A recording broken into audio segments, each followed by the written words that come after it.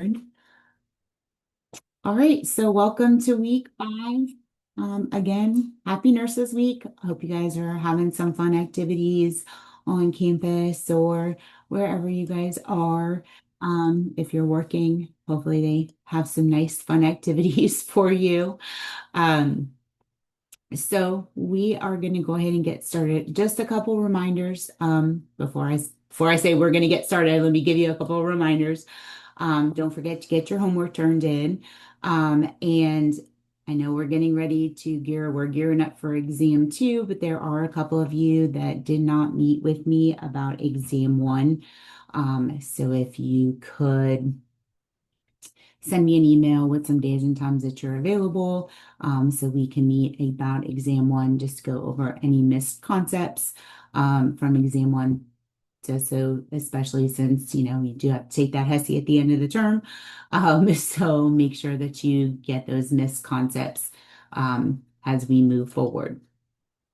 So before we get started, does anybody have any questions? Everybody getting in touch with your teammates working on your group project?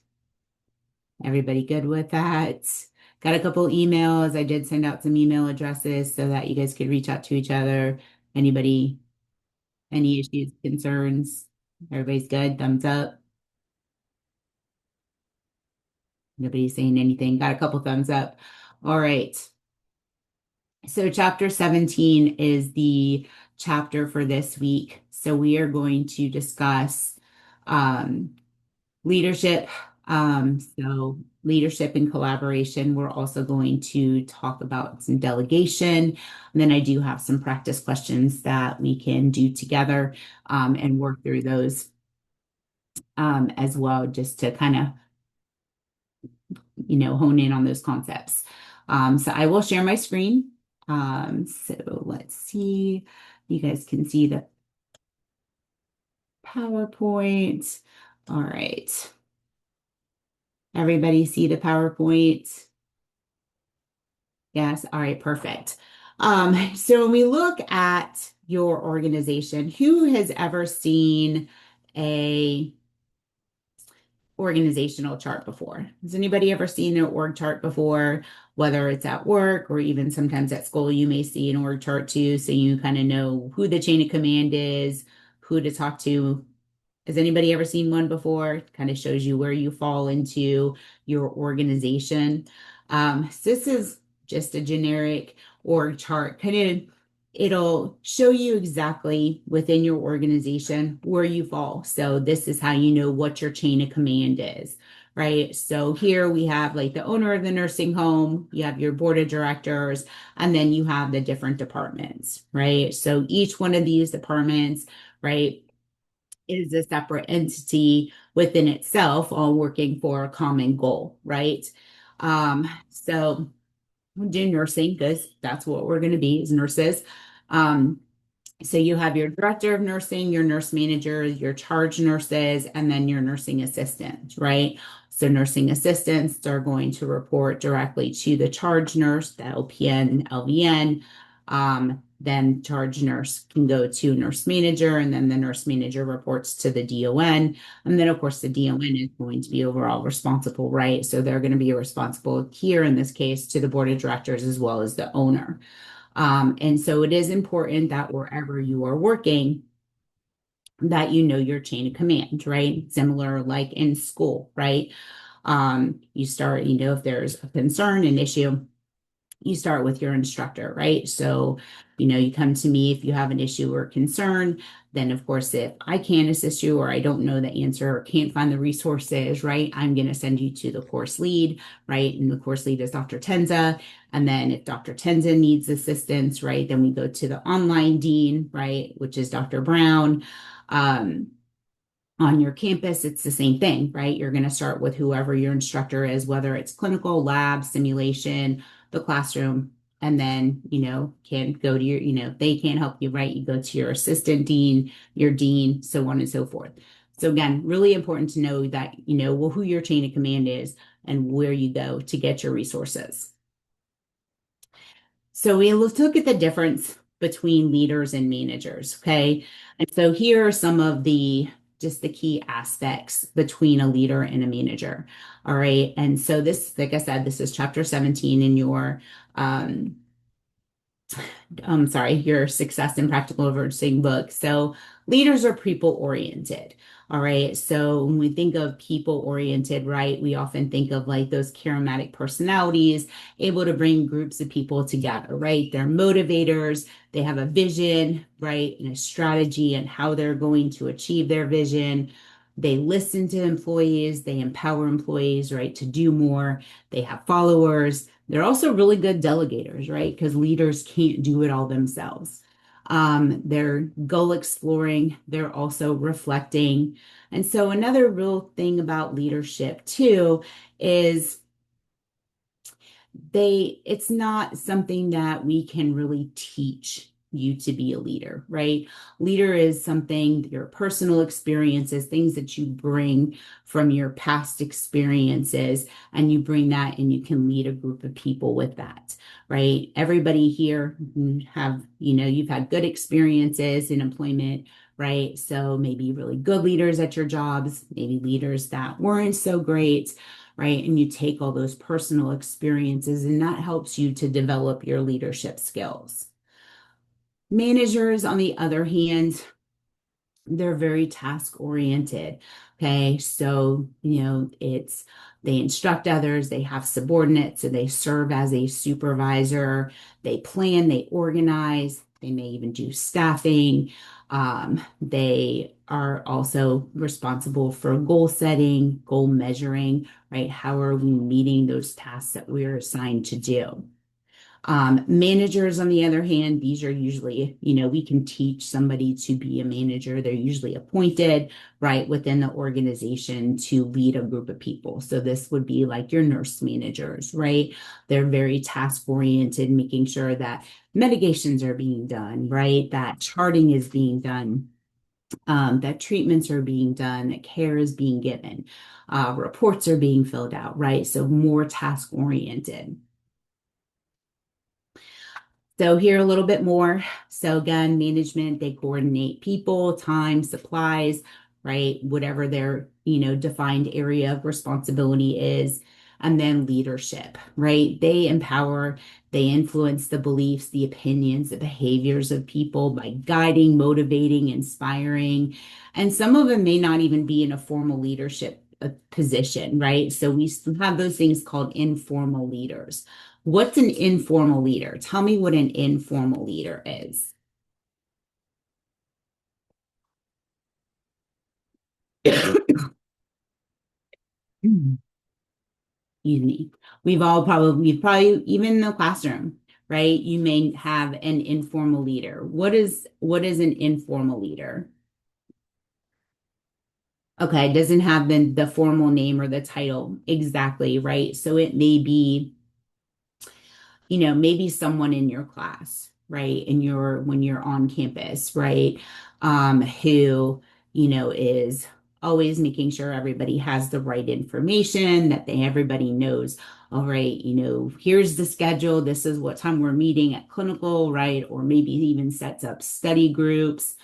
It could be that CNA that you're working with who's been there forever, who knows where all the supplies are, who to go to get what they need, right? Has the ability to bring the group of CNAs together, right? Have them working as a team. Everybody has has a role.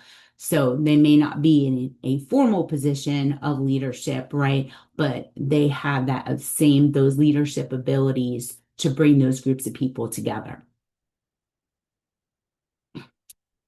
Now, we're going to leadership styles. So, leadership styles, again, nobody can really teach somebody to be a leader. This is all about, you know, um, taking those past experiences, right, and being able to use those and be the type of, a charismatic, take a group of people and be able to lead them towards a common goal.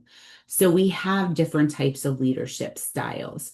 All right. And Again, if you look at, maybe your work experience, or even within, looking at maybe the clinical experiences that you've had, we can, can identify some of these different leadership styles. So autocratic, what does autocratic sound like? If I say somebody is an autocratic leader, what does that sound like?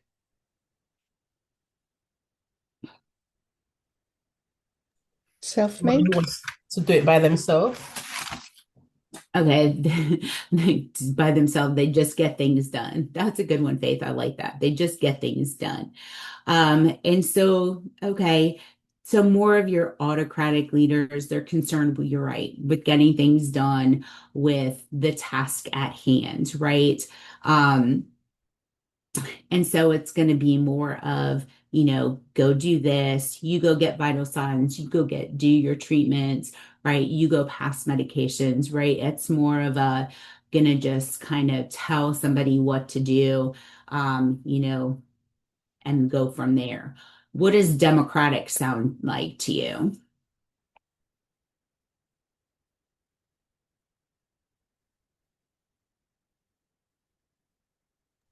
Working together. Abilities. Okay. Yeah. Giving a talk to someone who can handle it. Okay, so yeah, so Democratic is there, it's gonna balance the concern, right? So if I were to sit my whole, a bunch of staff members down in front of me, right, and we start saying, okay, these are the things that need to be done, these are the goals for today. How do you think we can accomplish those goals, right? So we're going to work through the issue together, right? Instead of like, Shamitha, you're going to go do meds. Marie, you're going to go do treatments, right? Liddy, you're going to, um, go get vital signs, right? So instead of assigning tasks, we're going to work. Democratic leader is going to take everybody together, and we're going to figure out a plan together. Laissez-faire, on the other hand, what do you think of when you hear the term laissez-faire? Lazy. No, lazy. Okay. And so it does kind of sound like it's lazy, right? So laissez-faire is more concerned with with the employee, right? It's more like, what do you want to do today, right? And so maybe Marie's like, well, I don't really want to pass medications today. I'd rather do treatments. And then, all right, well, you go do treatments, and maybe Shamitha can pass medications, right? So it's more concerned with what the employee feels, right? What they want to do. So just a little bit more with autocratic. Again, it doesn't share responsibility and authority with employees. Okay. The emphasis is on policies, and we're just, that autocratic leader is just going to tell you what you are going to do today.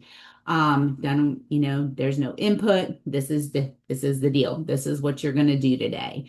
Um, What's really good though with the autocratic style of leadership is in those crisis situations, right? When you need someone to take charge and to direct people to go where they need to go and do what they need to do, right?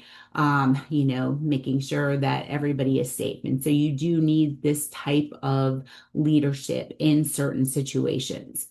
With laissez-faire, again, that's giving away the responsibility and the authority to the employees, kind of letting everybody else run the show. They are more of a people pleaser.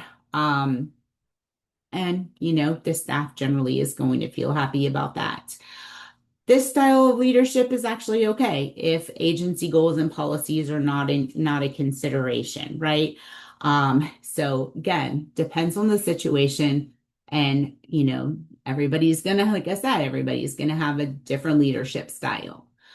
Democratic, this is probably one of the more common leadership styles that you are going to see. They share responsibility and authority with the employees, right? Again, going to take a group of people. We're going to ask for input, right? And get, what the feel of everybody or everybody's ideas are. Enforces policy, but also has a nice, a concern for employees. They'll seek input from employees, encourage that problem solving. Um, Goals can be achieved with the democratic leadership style, and staff usually will be a little bit more positive with that. And this, again, this is common. This is daily nursing care situations, meetings, committees, review of care plans, right? Where everybody is going to have input. So this is where kind of all comes together, right? We have something called situational leadership. And this is another common trait that you will see. And this involves varying your leadership style to meet the demands of the situation and the work environment. Okay. So again, right? A lot of people have different leadership styles, very democratic leadership style, right? But again, in certain situations, you may have to be autocratic, right? We need meds done. We need treatments done. We need vital signs done. We need, patient care to be completed, right? So depending on what is going on that day or even in that moment, all right, leaders can change their style to meet the demands of the work environment. And so LPNs, LVNs need to use a leadership style that fits the work situation at hand. So as an LPN or an LVN, right, you're going to oversee your CNAs or your UAPs, wherever it is. So it's a CNA, a care partner, a patient care tech, whatever you call them in your employment area, right? You're going to have to change your leadership style depending on what is going on that day. So we look at core knowledge and skills.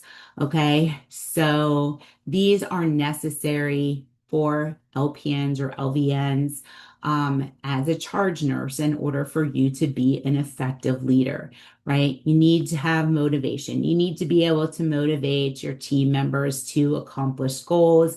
You need to be able to communicate effectively. You need to also be able to problem solve and collaborate effectively to build your team and manage stress effectively. So when we look at just these skills, okay, motivation, communication, problem solving, team building, stress management, tell me, how do you motivate other people? What are some things that you can do to motivate people to get the job done? Or what are some Giving things? Go ahead. incentives or bonuses. I didn't hear you say that. Oh, incentives or bonuses. Well, those are great. But as in a charge nurse, right? We don't Yeah. always have that ability to do incentives or bonuses, right? So what are some things that we can do? Having a Or, positive Encouraging attitude and more. willing to like help. yeah, Whoever said that, I don't know who said that, but positive attitude, absolutely. Be positive, right? Be encouraging, being available to help are all excellent. Good job. Yes. Optimistic and enthusiastic, right? Who wants a charge nurse who is always coming in like, yeah, hey, everybody, I'm here. That's great. I'm awesome. Yeah, right? Nobody wants that, right? Because if you're leading a group of people, especially your CNAs, and you don't come in with a positive attitude, what's going to happen? What's going to happen? How are your CNAs going to respond to that? They're going to have the same attitude that you have. Right. They're going to reflect the attitude that you have. Right. And so that's why it's always, you want to be you want to set the standards, right? Communication, we already know how important communication is, right? It is very important that we are able to communicate effectively. Um, Problem solving. This is also something that is going to be a big part of being a charge nurse, okay? Um, Having good problem solving skills, like let's say you're scheduled for 6 CNAs and only 4 CNAs show up for their shift. You've had 2 call outs. How are you going to manage that shift, right? Or you have that one resident that is, no matter what you're doing, they're continue to fall or they're continuing to have issues, right? What are some other measures that we can put into place? What about team building? How do you build a team?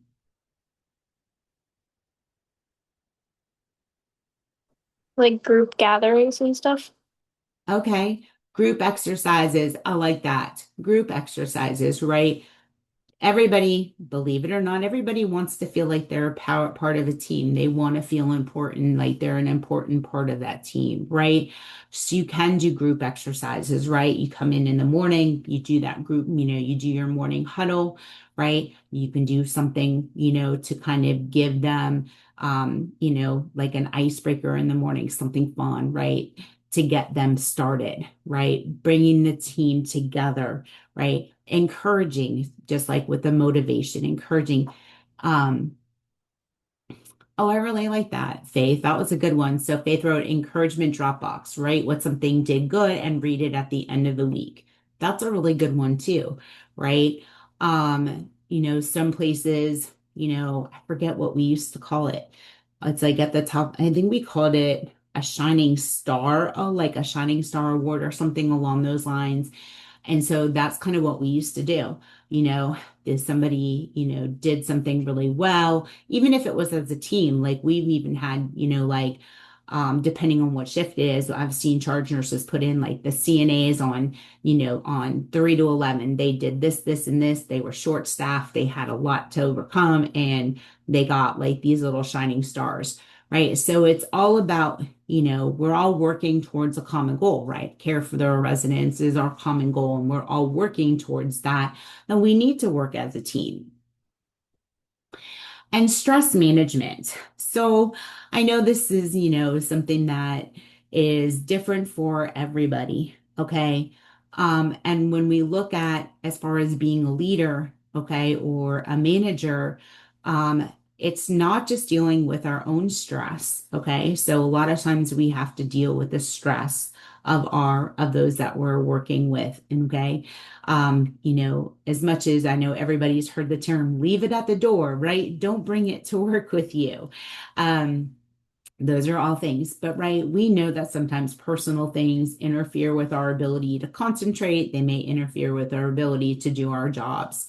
All right. And so it's not always the stress of like our own personal stress that we have to deal with. We often have to deal with stress from from those that we are working with. Okay. So learning how to, manage stress or, effectively to make sure that everybody is working together and that they're able to care for their residents appropriately, their patients appropriately. So we look at motivation. Okay. Motivation is the drive that causes individual to set personal goals and reach those goals, right? And so this usually, there's extrinsic and there's intrinsic motivation, right? So intrinsic motivation are the motivating factors or um, the satisfiers that come from inside. Okay. So these are internal, like what are our motivators? So just for you guys to come to nursing school, right? There was an intrinsic motivator that says, I really want to go to nursing school, right? I want to achieve this. And so those intrinsic factors increase job satisfaction. They also contribute to our personal growth, right? So achievement, recognition, the value of the work, right? The potential for growth and advancement, responsibility. Those are all intrinsic motivators, right? They kind of help us to keep pushing forward. Extrinsic, these are maintenance factors or dissatisfiers that decrease job satisfaction. Okay, so things that would decrease job satisfaction, policies, administration, supervision, salary, your interpersonal relations, your work conditions, right? So it may be, I love being a nurse, and, it's nothing more than I ever wanted to do with my life is to be a nurse. Okay. Right. And just that sometimes is enough, right, as an intrinsic motivator. But you go to, you get your job and you think it's all looks great on the outside, right? And then all of a sudden you start working and you're like, oh, there's no, there's not a whole lot of supplies for me to work with. The supervisors aren't there when I need them. It's hard to build those relationships with some of those employees because maybe some of them are more standoffish, right? Maybe the work conditions aren't great, right? There's, always working short staffed, or maybe you're not getting paid as much as you really think you deserve to get paid, right? Those are all things that are going to dissatisfy us, right? Um, and what does that mean? When you're dissatisfied at your job, are you going to do the best that you can do? Shamita said no, right? It doesn't push you, right, to do more, to do better, right? It's kind of you're in like a stagnant place. But those are some of the things that, now that you guys are getting ready to graduate, right? You have to start thinking about where I want to work, right? And, really doing some research into the areas that you want to go work in. So, job satisfaction, what makes me want to stay somewhere, right? Value, growth opportunities is a big one, right?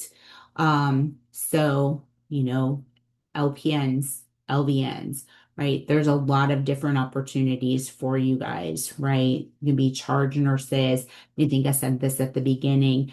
I've seen LPNs as unit managers. I've seen LPNs as even assistant director of nurses. I've also seen LPNs as directors in assisted living facilities. Does depend on what state you're in, right? According to what the Nurse Practice Act says. But I have seen LPNs in leadership positions. So, the ability to grow. Also look at, what are your opportunities as far as when we look at growth? How many of you want to go back to school and get your RN when you're done? Okay. So are they offering opportunities like, right, reimbursement for tuition or scholarships, right? Growth opportunities are something there that you really, that make us want to continue to work really hard. You get a real connection, right? Again, sometimes that, you go to a job and maybe you have a hard time making connections with other nurses and CNAs. But when you are able to go to a job and you build a connection with those that you're working with, it's collaboration, right? We know that collaboration is a huge part of healthcare. So, working with other departments, dietary, therapy, care management, right? And then being able to build those relationships and empowerment. What does it mean to be empowered? Being able to like push somebody else to their best potential, to the best version of themselves. Right, pushing someone to do the best for them, to be the best version of themselves. That is absolutely right. And that's where leadership comes into play, right? We look at those leadership styles, right? Those autocratic leaders, right? Do you think they really play a huge part in empowering their staff? If I'm always just telling you what to do and not really listening to what you say, is that empowering my staff? Nope, okay. I saw some head shaking, no. But a democratic leader, if I bring you in a group of room and I ask you about your opinions and what you think we should do, what are some good ideas, regardless of what the issue is at hand, right? That empowers you. Like bring your ideas forth, right? People want to hear them, right? There's always going to be something that needs to be worked on, right? And so bringing those ideas, right? And then offering, having those ideas put into play. Those are empowerment, right? Trusting your staff, trusting the nurses and the CNAs that you work with. Job dissatisfiers, okay? What are some of the things that make you not want to go to work? Um, availability of equipment. So I'm going to tell you, I told you guys I moved from Virginia to Texas, right? And so in Virginia, Long-term care and pediatrics, those are my specialties, okay? All of the long-term care facilities that I've worked at previously, coming up in my career, right? I had vital signs machines, right? I had gloves, I had hand sanitizer, I had all these things at my fingertips. Coming down here was a huge eye-opening experience for me. Um, my first job that I worked, there were no vital signs machines. And I was, well, how are we now? Like when I, didn't know this, I go to my first night of orientation and we got the list for all the skilled residents have to do all the vital signs. And I'm looking around and the nurse that was training me, she's like, what are you looking for? And I was like, a vital signs machine. And she looked at me like I had 10 heads. And I was like, I don't understand. She goes, we don't have vital signs machine. I said, well, how are you supposed to take vital signs? She's like, oh, you have to bring your own. I was like, excuse me? Yes. So yes. So they don't have I worked for two different home skilled care facilities and neither one of them had vital signs machines. So yes, we had to carry our own. Um Although I will tell you, one of them did have a manual blood pressure cuff, but they only had one size. So if you had a larger patient, the regular adult cuff wasn't going to work. So it was something I was like, okay, but very, this something that was pretty standard here, just something that I wasn't used to. But that is another thing, not having wound care supplies. That can be an issue, right? Not having enough linen, not having enough pads, right? Not having, the equipment that you need, right, to take care of your patients. Unrealistic workload, staffing, right? Everybody's heard of the nursing shortage, right? And in a lot of places, there is a huge shortage of nurses. And so may have some unrealistic workloads that occur, as well as the regulatory demands. Okay, and this is your paperwork. Charting is different according to facilities. It's also different depending on what your electronic medical record is. I've had some organizations where the charting is very minimal, and I've worked for some where it takes me, I think the shortest amount of time I was able to finish my charting was 2.5 hours, and you only have an 8-hour shift, right? So that's just the way it was set up. Um, and if you had somebody that got really sick or you had another emergency or, something else that occurred, right? Then you end up past your shift, still continuing to do your charting, right? So we have to look at, those are some job dissatisfiers that can occur. And we've talked about communication skills, right? We talked about communication and active listening, and all of those wonderful things. But remember those really important communication, right? Our verbal, our nonverbal, always making sure that your verbal and your nonverbal are congruent, right? You're not giving that message like, oh, yeah, I really care about you. Like, I really hope that everything works out okay. And I really just hope that you guys do really well on exam 2, right? Is that convincing? No, right? So always just making sure that our communication is congruent, right? What we're saying matches what we're presenting to our, either our coworkers or even our clients. Written communication, have to have good written communication as well, right? We do a lot of charting. You may have to, depending on where you're working, emails, text messages in certain cases may also be something, right? Making sure that we're writing in complete sentences, that we're using proper grammar. Always use spell check when you are writing. Spell check is a wonderful thing. I will tell you something really embarrassing though. What is it? The autocorrect feature when you're texting? That I forget what happened. So we had an iPhone and the iPhone it was encrypted. And so we were able to like text the providers. We were able to text the DON if we had to, with patient information should something happen. And I forget what I was texting. And I was rushing because I was like had an emergency. I had dealt with the emergency, but then as I was like letting the DON know what happened, of course, transportation had just got there to take the patient to the hospital. So I was typing really quick. I thought I had gotten everything in there. I hit send, I put the phone down, I went and dealt with the patient. And I go back and I pick up the phone and I look and the all the DON was the she just wrote what with a bunch of question marks afterwards. And I was like, you mean what? Like I wrote it all down. And then I looked at the text message and autocorrect had just totally messed up the whole text message. And so I replied back and I was like, I am so sorry. I was in a rush and autocorrect kind of just took over. So we have to be mindful of that can happen as well. So, maybe pay attention when you're doing that. Not so much when you're typing in your EMRs and things, but if you're sending a text message, especially to a provider or somebody, always be really mindful of that. Telephone etiquette. This is another, just the way you present yourself in person, right? You also want to present yourself as a professional on the telephone.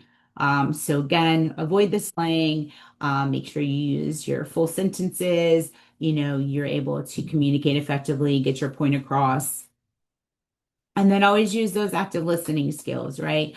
Want to make sure that you are hearing everything, that you are listening and understanding what your clients or others are telling you, and use those active listening, the paraphrasing, right? The restating, the validating, those kinds of skills when you're talking to, again, just to make sure that you are understanding what they are saying.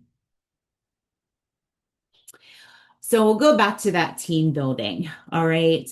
And so talked about stress management. And I said, you're not just going, as a leader, you're not going to just deal with your stress.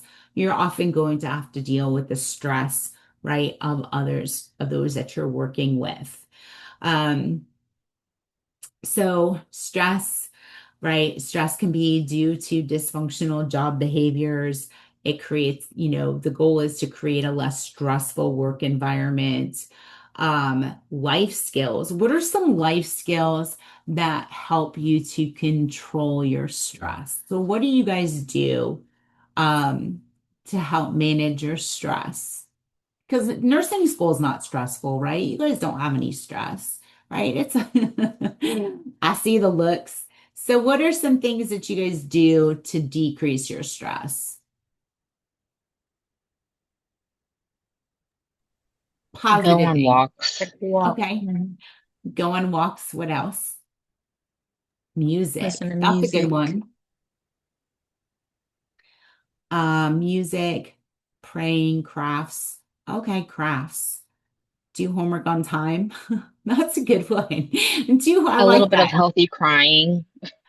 Healthy crying. You know what though? You know what? Crying is never a bad thing, right?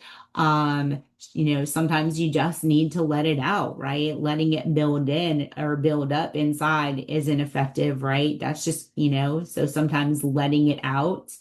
Um, and it also, did you know crying makes your eyelashes grow too? So, right, has a twofold effect. Oh, Shamitha, I learned that. I was like, let me see if I can get my eyelashes to grow. This is gonna sound crazy, but I've like my eyelashes look pretty good, and I've been doing a bit of crying.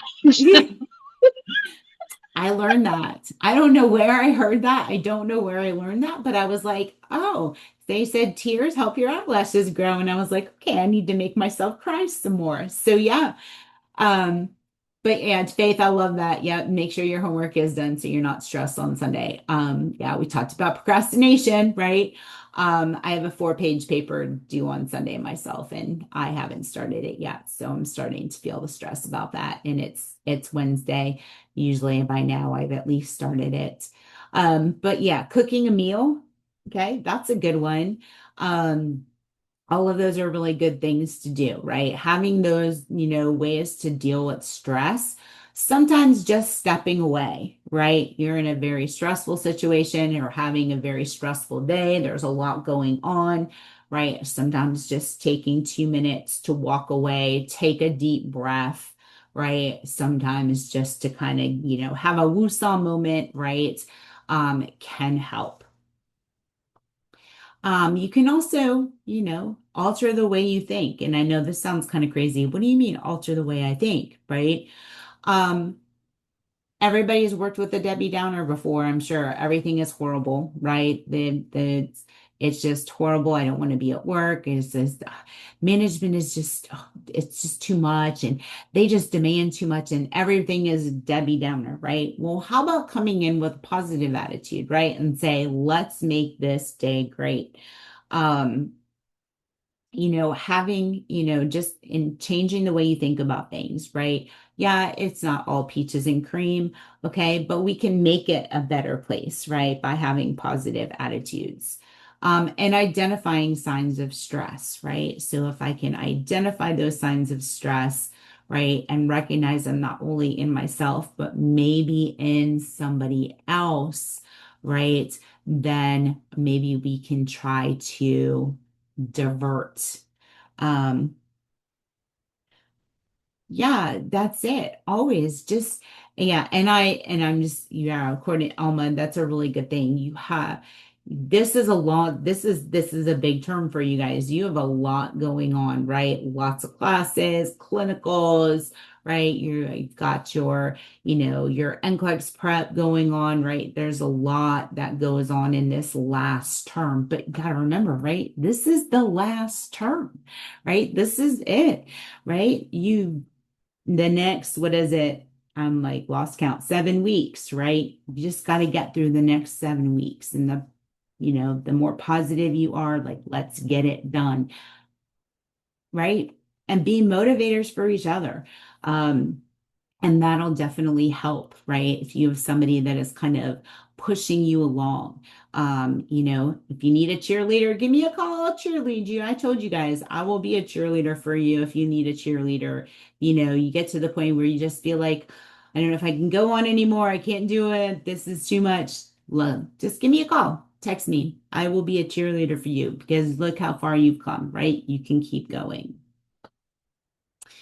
So ABCD ways of increasing awareness on that irrational thinking.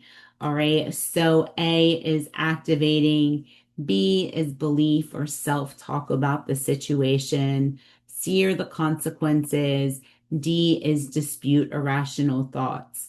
Okay, again, try as much as possible. The more positive thinking that you have, right, the better that it's going to work out for you. And so kind of, um, look at that. So A again is an activating event. So what is the trigger for the stress? Okay. The belief is how do you feel about the situation? And this could be good or bad, right? If somebody calls in sick and you're like, oh yeah, they're not sick. They probably were out partying last night or, something along those lines, right? That is, that's how you feel about the situation. The consequences, all right, how do you handle that situation? Are you rude? Are you respectful? You have to, how is that going to affect you throughout your day, right? Again, the negative thinking, right, is just going to make your day worse.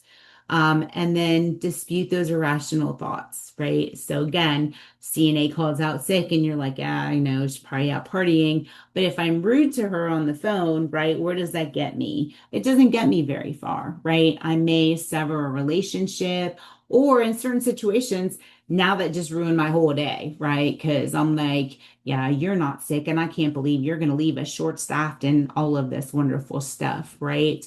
So, again, you want to try to maintain as positive an attitude. Don't want to, and then of course, just avoid anger, don't let it bother you, and just kind of move about your day, right? We're all going to be in those situations. And I'll tell you, I'm going to give you a personal example. So I was a brand new RN. I was an LPN for a few years. I got my RN. I was working an overnight shift.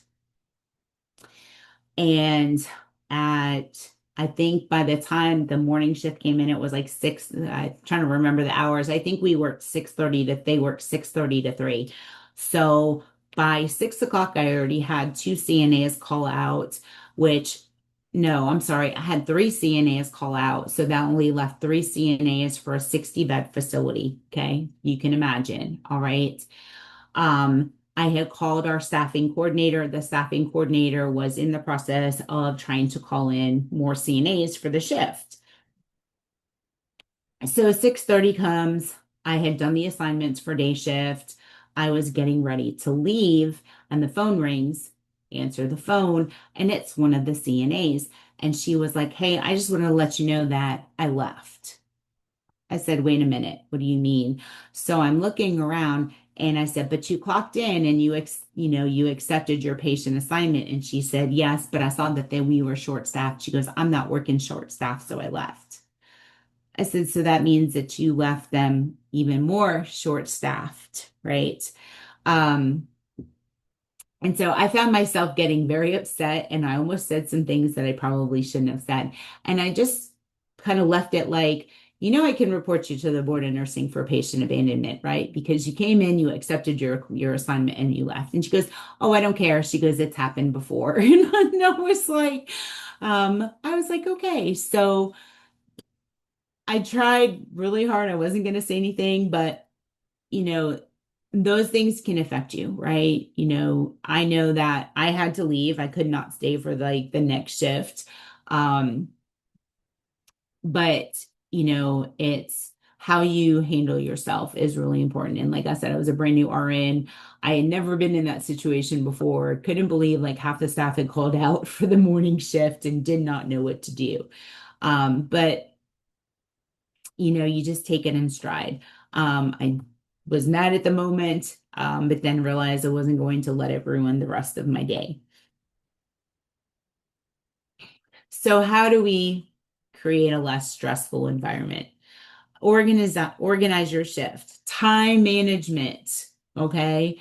So time management. So you go through orientation, you get to know your unit, of course, what your responsibilities are when you start your shift, right? And so you'll be able to organize your shift to what is comfortable for you as well as meet the needs of your patients. And that will help to prevent some stressful situations. Making sure that your nursing assistants have the adequate resources, right? So, making sure that their assignment is done, that they have their linen, that they have their personal care supplies, they have their vital signs equipment, whatever it is that they need. Another thing is to make sure everybody takes their break. And I know sometimes that's a little bit easier said than done. Everybody deserves a break, okay? Taking their break, it also helps to reduce stress. It helps to recharge, right? Taking that break, their 10-minute break, your 30-minute lunch break, whatever it is, making sure that they all get their breaks and do it on a rotation. So I would tell you, like when I would do my CNA schedule for the day, um, I would do rotating breaks so that you don't, all right, so this group is going to take their lunch at 11 from 11 to 11:30, and then from 11:30, because our lunch trays didn't come until 12:30. It was like they had a really interestingly, like they had breakfast at 8, lunch at 12:30, and like dinner at 6. So it was a little bit different than some. But of course, all the CNAs had to be on the unit for lunch. So I would make sure that everybody took their break. Create a calm environment. Okay. If you're running around like a chicken with your head cut off, what's that going to show everybody else, right? That's going to cause chaos and, be a little upsetting for some. So you want to try to create a nice, calm environment and treat your nursing assistants with respect. And I am really, really, really big on this. Who is a CNA right now? I know there are some of you that are CNAs. And you guys know, and if you don't know, CNAs work their butts off. Okay. They are the backbone, especially in long-term care of staff. They work hard, they're underpaid. I will say that out loud. Okay. And they have more contact with clients or with the patients than the nurses do in most situations. Okay. Always respect your CNAs. Always respect your CNAs. Say please, say thank you, right? Tell them that you appreciate their hard work. I know it's not a lot that we can offer, right? We can't offer the bonuses and all those wonderful things that we wish we could, right? But you want to give them your appreciation because they work really, really hard. Problem solving steps, right? When we're looking at how to solve a problem, use your problem solving steps. This is a lot like your nursing process, right? So collect your data. What is the situation? Sometimes when we're looking at problem solving steps, we, may recognize that the problem that we thought was the problem wasn't really the problem at hand.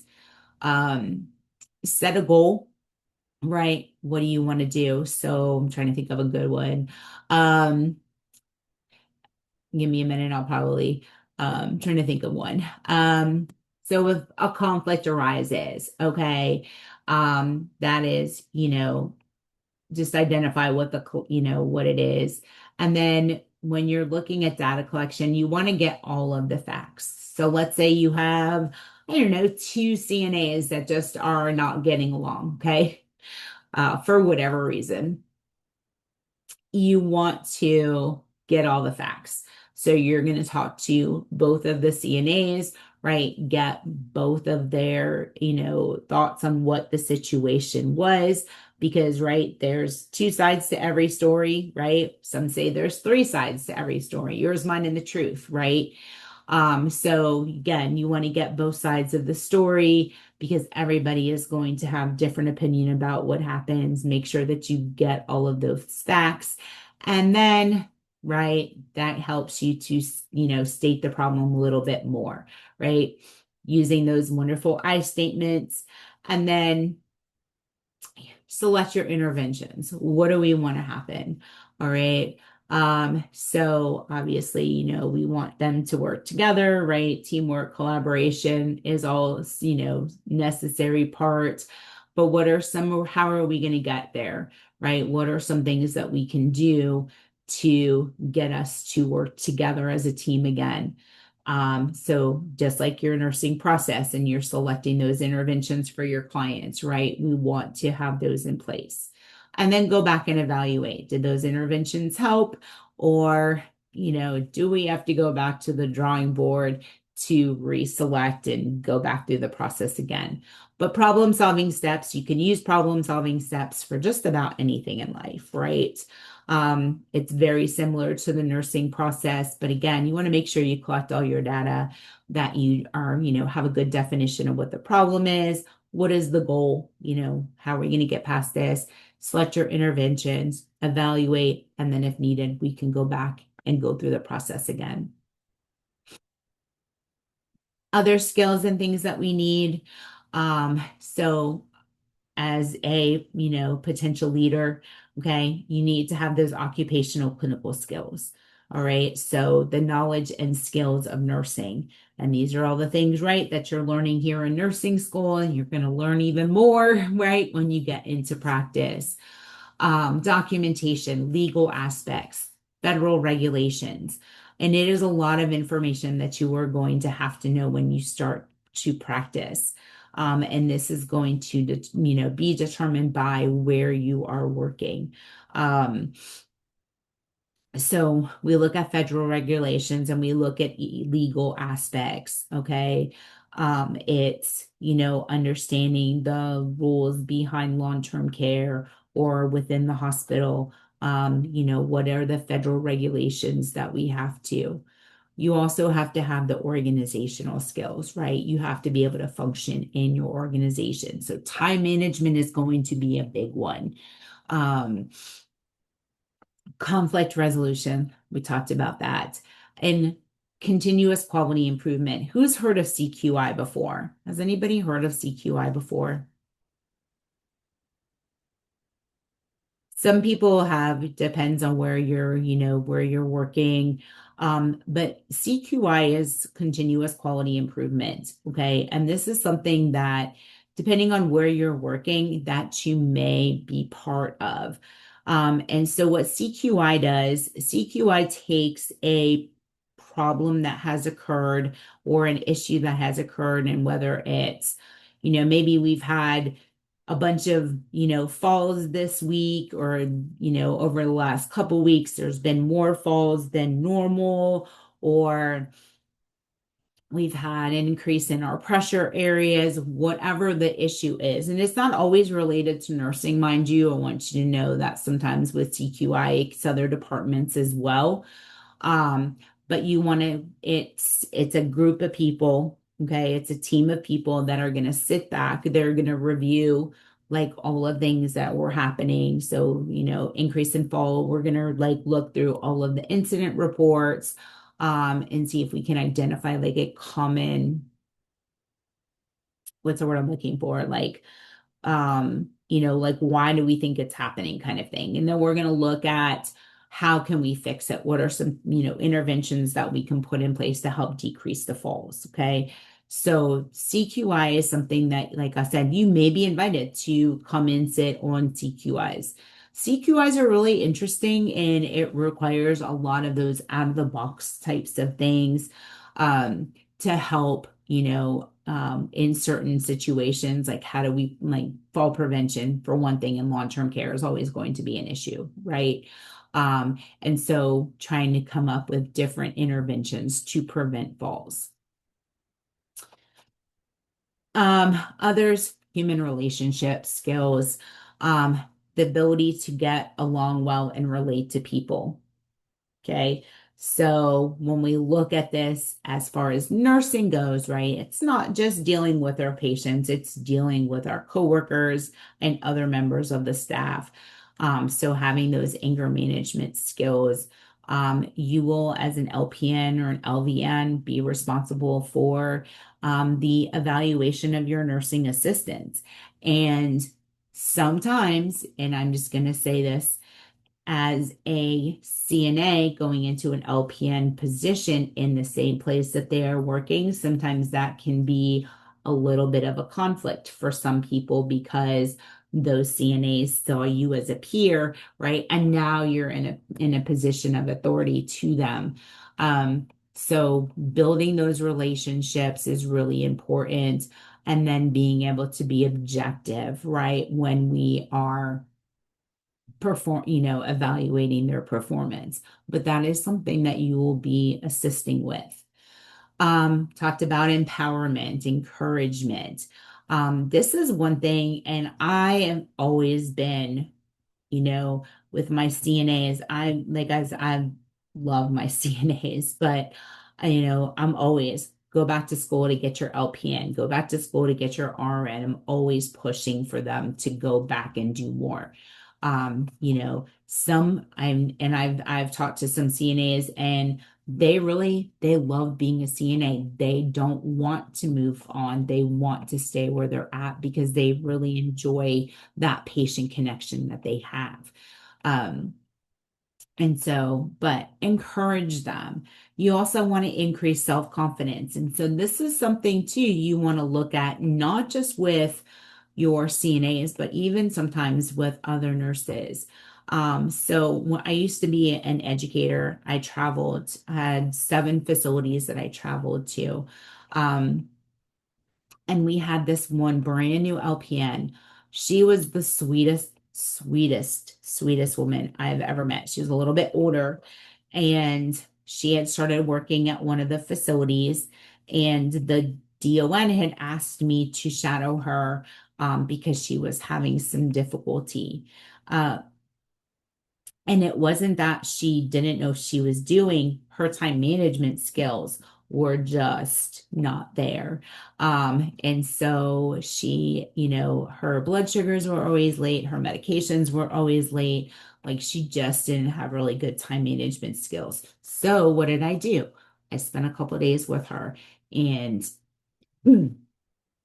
I helped her to plan out her day, right? So that she could be successful. And so I just had suggested we put her back in orientation for a couple of more days to kind of give her a little bit more time. And then by the time everything was said and done, she was one of the best, right? She was able to get it all done, but she just needed, right, as a new nurse, she just needed a little bit of guidance on how do I get it all done? Where do I even start, right? And so sometimes, you may have to help somebody else kind of do those things and be non-judgmental. Not everybody is in the same place. Okay. Some nurses, they come out of school, they hit the floor, they hit the ground running, they're, able to pick up things and move very quickly. Other nurses need a little bit more time, and that is okay. All right. Even with CNAs, your new CNAs, they get what they need when they're in school, but I know it's not a lot of time they spend in school. When I taught in the CNA program, ours was only 3 weeks long. They had 40 hours of classroom instruction and they had 40 hours of clinical instruction, and they graduated from the program, right? So a little bit more encouragement, helping them demonstrate, let's show you how to do a bed bath. Like, how do we get this done in under an hour, right? And be non-judgmental. Again, not everybody learns at the same pace. Not everybody is going to move at the same pace. All right, I'm going to stop sharing. So before we go to assignment versus delegation, anybody have any questions about the first part? Because this is going to be, it's going to be a lot for this next part. Thumbs up. Everybody is good. All right, awesome. Let's go ahead and take a break. Be back at, let's just do 3:15.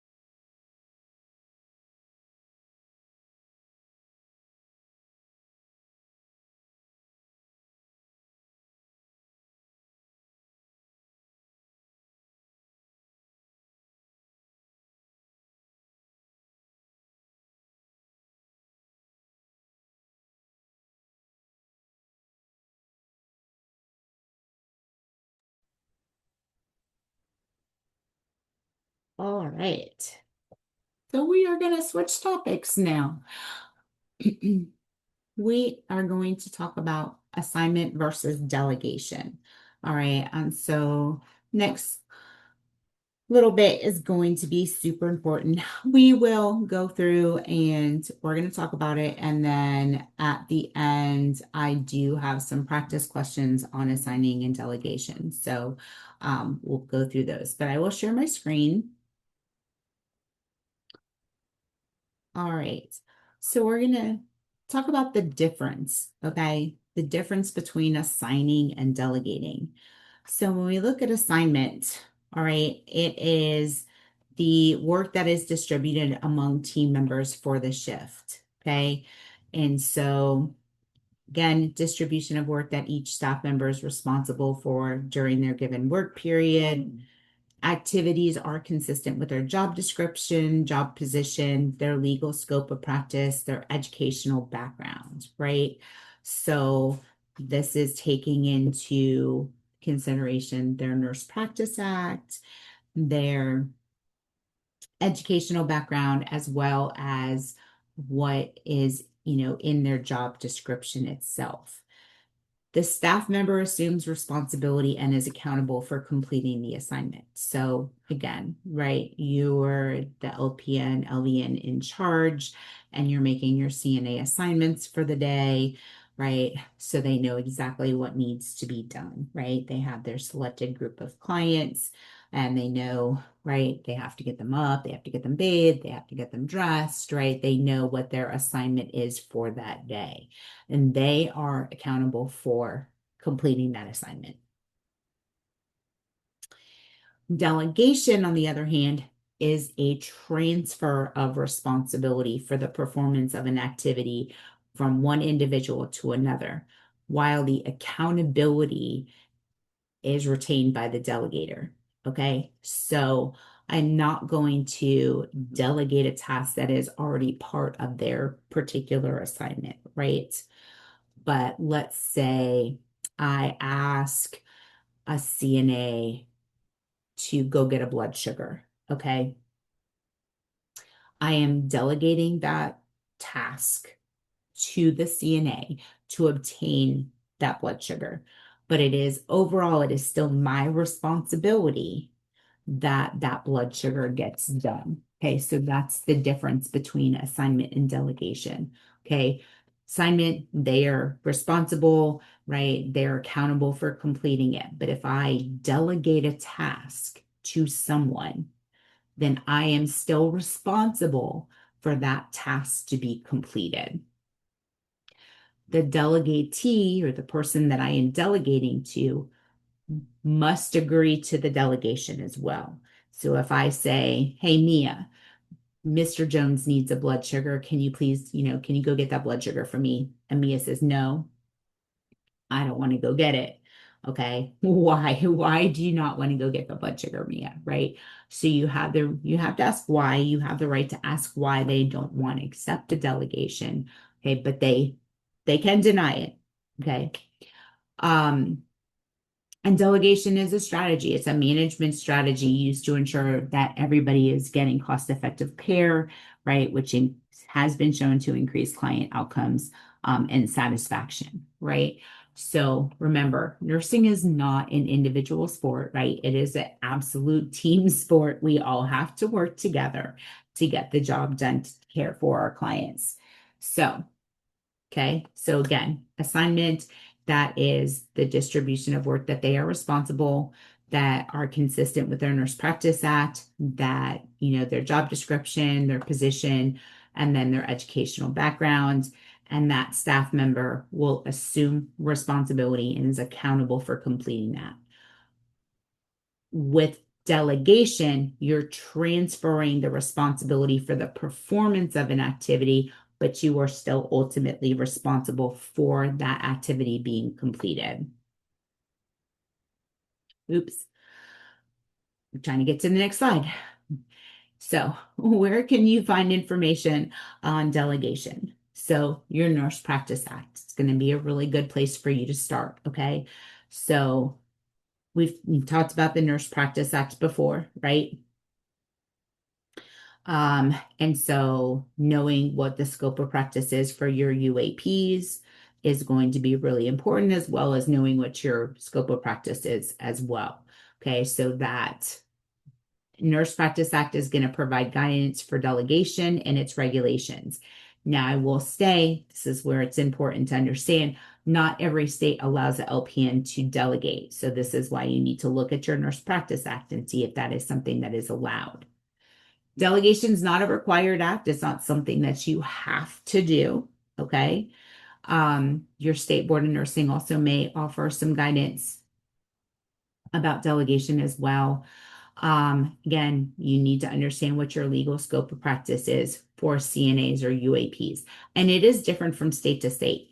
And so, trying to think, there's like some CNAs, some state CNAs can do glucose levels, and other states CNAs can't do glucose levels. And some states CNAs can do tube feedings, okay, and others they cannot. Okay, so again, it's really important to understand what their scope of practice is. Other resources, so some of the other areas, some of the other places that you can look for, positions on delegation. Of course, the rules, regulations, interpretations, guidelines, memos, all on your State Board of Nursing website. You have some other professional organizations like NAPNES is another one, which is, I always get this, National Association of Practical, always forget what NAPNES stands for, Education, your National League of Nursing or your NLN. You have your American Nurses Association and you have your NALPN. And so you can look at all of those sites and get additional information, your organizational rules and policies as well. So what I mean by that, so I don't know if we talked about this before, but that Nurse Practice Act, right? That's your umbrella. That is what your state says. Hey, this is what you can do in the state of Pennsylvania, New York, Ohio, Florida, Texas, wherever you are. Okay. Your organizational rules may be different. They can't go beyond what the Nurse Practice Act says, but they can limit what you can do a little bit more. So, as an LPN or as a future LPN, right, you can do IV medications, right? You can hang a antibiotic on an IV pump, right? You can give you just can't do IV push medications. Well, your organization may limit that and say, no, LPNs can't do any IV medications. Okay. So they also can't get above, right? They can't say, oh, you can do IV push medication. That's fine. Right. So they can limit you, but they can't go beyond that Nurse Practice Act, that umbrella that covers you. So there are 5 rights to delegation. All right. So the 5 rights to delegation are the right task, the right circumstances, the right person, the right direction and communication, and the right supervision and evaluation. So the right task, delegated tasks must conform to established guidelines, right? So again, using your Nurse Practice Act, your policy, rules, and regulations, all of those things, want to make sure that the delegated task is able to be delegated to that person. Okay. All right. The right circumstances. So delegated tasks do not require independent nursing judgment, right? So this is going to require you as the LPN to do an assessment on your patient to make sure that your patient is stable before you delegate a task. The right person who is qualified and competent, right? So let's say you need to have that glucose level done, and you have an experienced CNA or you have a brand new CNA that just came out of school, right? May not be as competent to do that glucose level, right? So you need to know who your staff is, who is qualified and competent to do that. The right direction and communication. So you need to provide a clear explanation about the tasks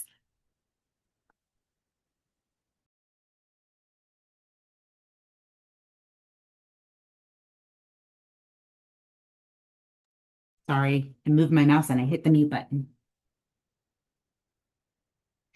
And so the right direction and communication, you want to clear explanation about the task and outcomes and when the delegatee should report back to the LPN and clarify the timeline and expectations. So if I'm going to delegate that glucose level, you can say, all right, hey, Rashida, Mr. Jones needs a glucose level by 10 a.m. Can you please go get that for me? Bring that right back to me, right? Go get it, bring the number back to me. So you want to be very clear about what the expectation is, okay? Um, and make sure that they know, hey, you got to bring it. We have to give them tasks that they're not going to do any nursing judgment. So let's say Rashida go gets that glucose level and it's 500. Okay. So Rashida, as a CNA, she's not going to be able to use, she doesn't use the nursing judgment. She is just going to report back to you what that is. It doesn't know if it needs to be rechecked or what the next thing is. She just is bringing that back to you. And then the right supervision and evaluation. So you want to provide that feedback to them. Hey, Rashida, good job with that glucose level. You did really good. You brought it back to me right away, like all of that. Or, Rashida, I told you I needed that glucose level by 10 o'clock and it's 10:30 and you're just now bringing it back to me. And, you want to provide that feedback to them. So that, in moving forward, right, it can be a more smooth process. But you always want to give that feedback. And then you want to go back and evaluate your client, right? So we know with a glucose level of 500, right, we're going to go back and evaluate our client anyway, right? But you always want to go back and make sure that they're good, that there wasn't any issues in that process. So again, your five rights, the right task, the right circumstances, right person, right direction and communication, and then right supervision and evaluation. All right, so why do we delegate? So again, nursing is not an individual sport. It is a team sport, 100%, right? And so it will help you to increase your effectiveness and your efficiency. Right? We all can't do it all ourselves as much as we want to say that we can. We absolutely cannot, right? So delegation is a big part of that. It also helps to reach their client goals in a more cost-effective manner. And it also can help nursing assistants increase and improve their job skills, right? So this is something that is really important as well.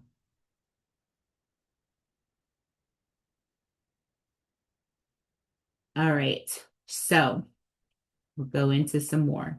So let's go back. We're going to go through the 5 rights. Again, what were the 5 rights of delegation? What's the first one? Right task. Right task. Very good. So how do we determine if that task can be delegated? Proper guidelines. Okay, You assess the so patient and make sure they're a stable patient. very good. Yep. So make sure we're going to assess our patient first, but then we're also going to, right, we're going to know our Nurse Practice Act. We're going to know what our policy and procedures are, right? And we're going to know like the training and all of that of our nursing assistants, right? We're not going to pick a brand new grad, right, to do a test that they may not be comfortable with unless you're going to provide that education for them, right? So that is something very good. All right. And so then we have, what's the next one? What's after right task? Right circumstances. Right circumstance. So again, with the right circumstance, you want to make sure that your client is stable, right? You don't want to ever assign a task to someone that is unstable. And making sure that they have, the appropriate resources also to do that task. All right, what is after circumstances? Right person. The right person, right? So again, want to make sure, right, that we are assigning or delegating the task to the right person, making sure that we are communicating effectively, right? And that we're delegating a non-complex task. So that's where, again, you want to make sure that you know your CNAs. All right. And then what is after that? Right communication. Right communication. Absolutely. Right. And then after communication, Vision. Right. evaluation, right? Oh, evaluation. All right. So here we go. So before you delegate, you have to assess your client. Okay. So you're going to gather the data on their client. You're going to make sure that they are stable. And then remember, CNAs cannot delegate. All right. So, a CNA cannot delegate to another CNA, cannot delegate, obviously, to a nurse. Delegation cannot be transferred. So if I asked Mia to go get that glucose level, all right, she can't turn around and say, hey, LaShonda, go get this glucose level for me, right? So we can't we can't transfer that delegation. Sorry, I need to sneeze. Delegation can be it can be refused. Okay. So if I said, hey, Mia, go get that blood sugar for me, and Mia says, no, I don't want to go get the blood sugar, you want to ask why. All right. Why do you not want to go get that blood sugar? All right. So there's, want to understand, maybe Mia doesn't know how to do a glucose level, even though she's been there for a while. Maybe nobody has, she hasn't done it a long time. She's not comfortable. Or maybe Mia is really busy and she's, maybe she's got to get 3 people ready for, appointments and this and that. So, right, always ask why. For proper delegation, the task has to be voluntarily accepted. Okay, so you can't force somebody to do it. They have to accept the delegation. And always use the nursing process. And so that nursing process is always going to be a big part of everything that you do. So legal aspects, all right? So talked a little bit about delegation, right? You're going to be overall responsible when you delegate that task for its completion and that it's done correct. So again, only delegate if it is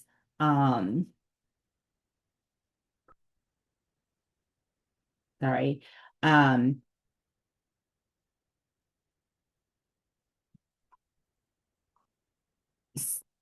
Delegate only if it's allowed by your state nurse practice act and your facility policies. Again, so you have to look at your, your state nurse practice act. Again, know what your role is, if you can delegate, as well as your facility policies. You want to determine the stability of the client's condition. You're going to assess your client first, and then you are going to go and first, like I said, you're going to determine if that client is stable before you delegate that duty. Delegate duties for which nursing assistants have demonstrated ability. So this is why I said, if you have a brand new nursing assistant, then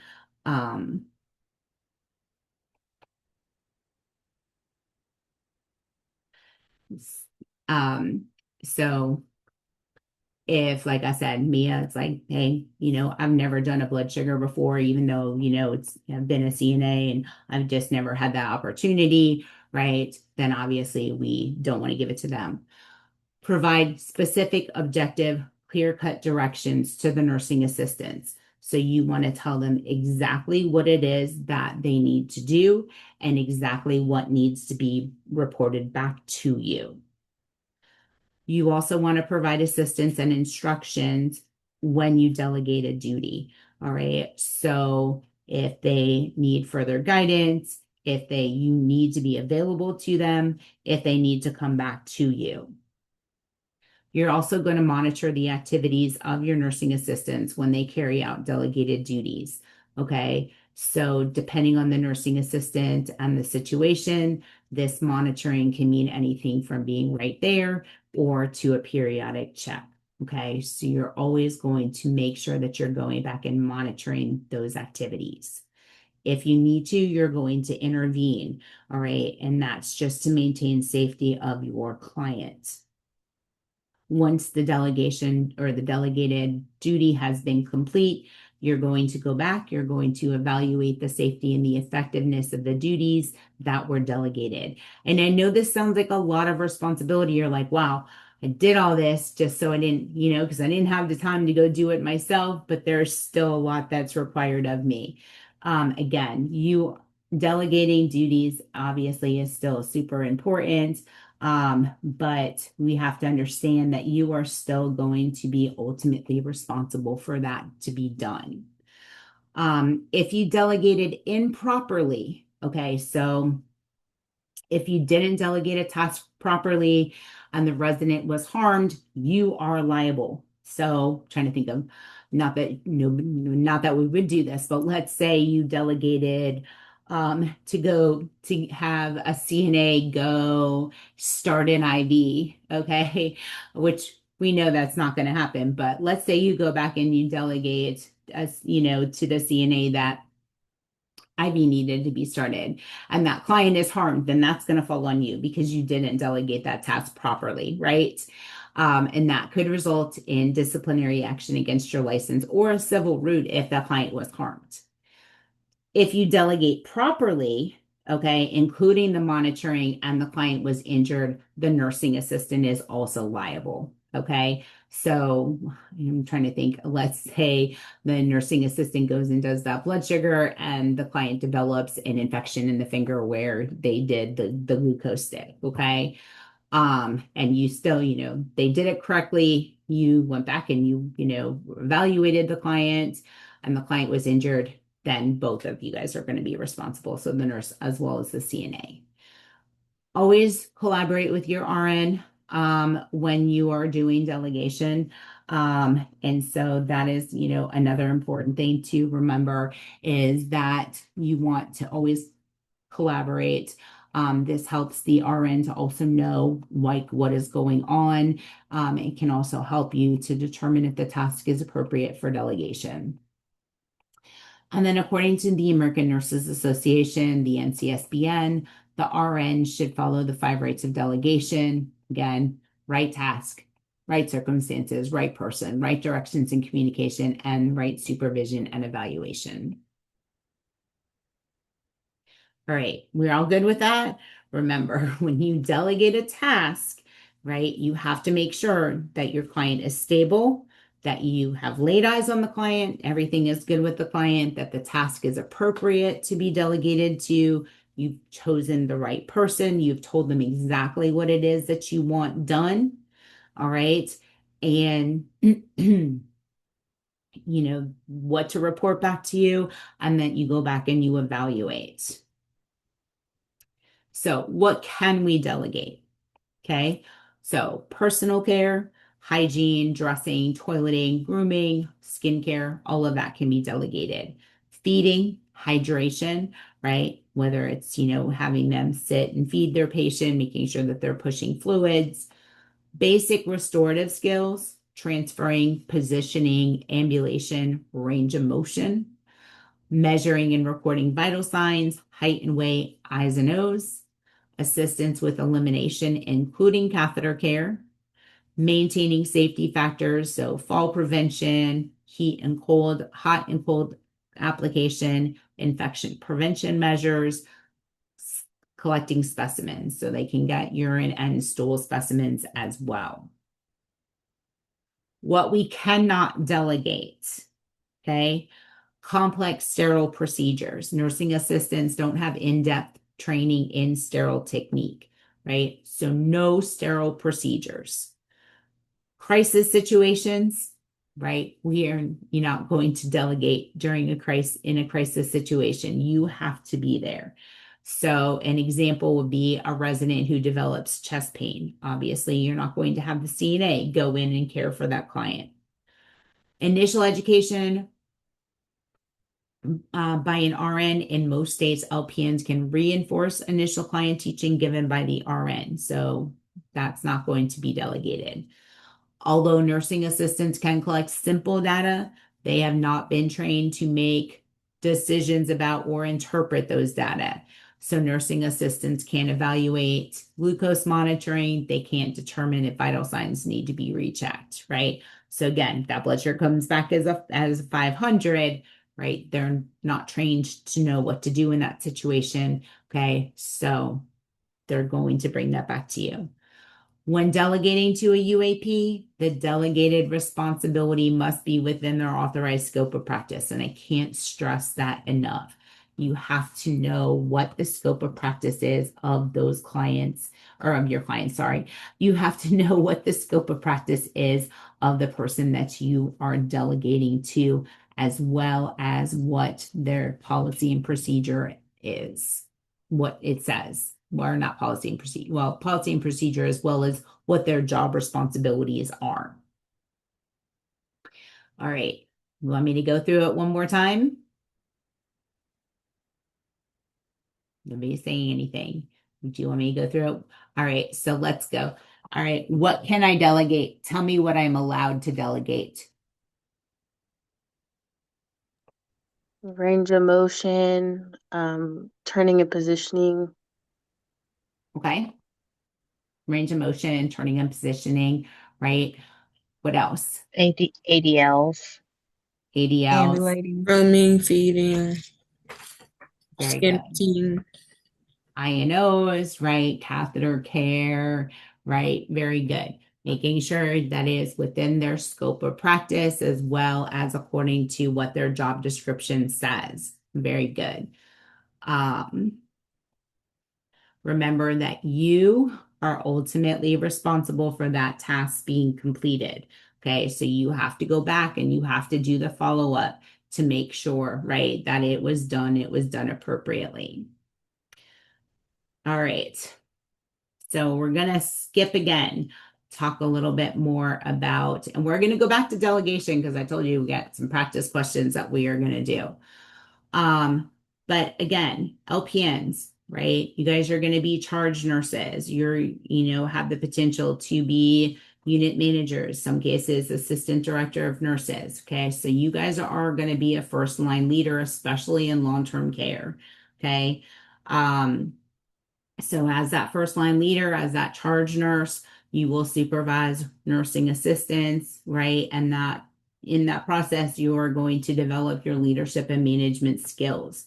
So in long-term care, everybody's been to a long-term care, at least in a clinical setting, right? You guys kind of have seen what long-term care is, right?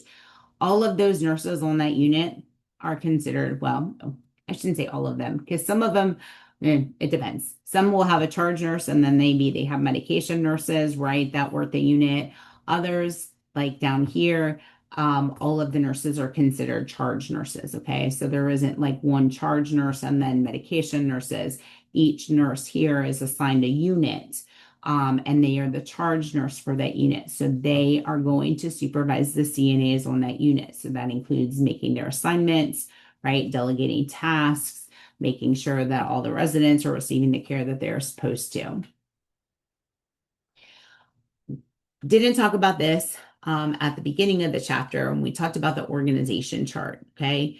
Another a really important thing that you need to know, especially for any organization that you're working at, is what your mission statement is.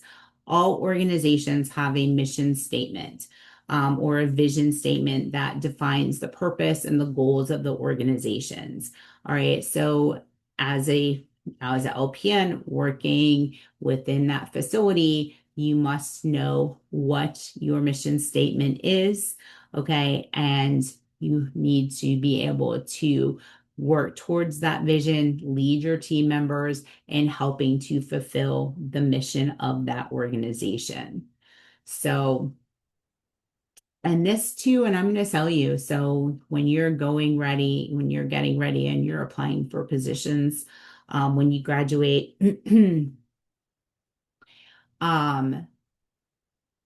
know what, if you're applying to, go and look at what their mission statements is. Most of the time you're going to find it on whatever website it is. They'll have their mission statement. They may have some other statements up there.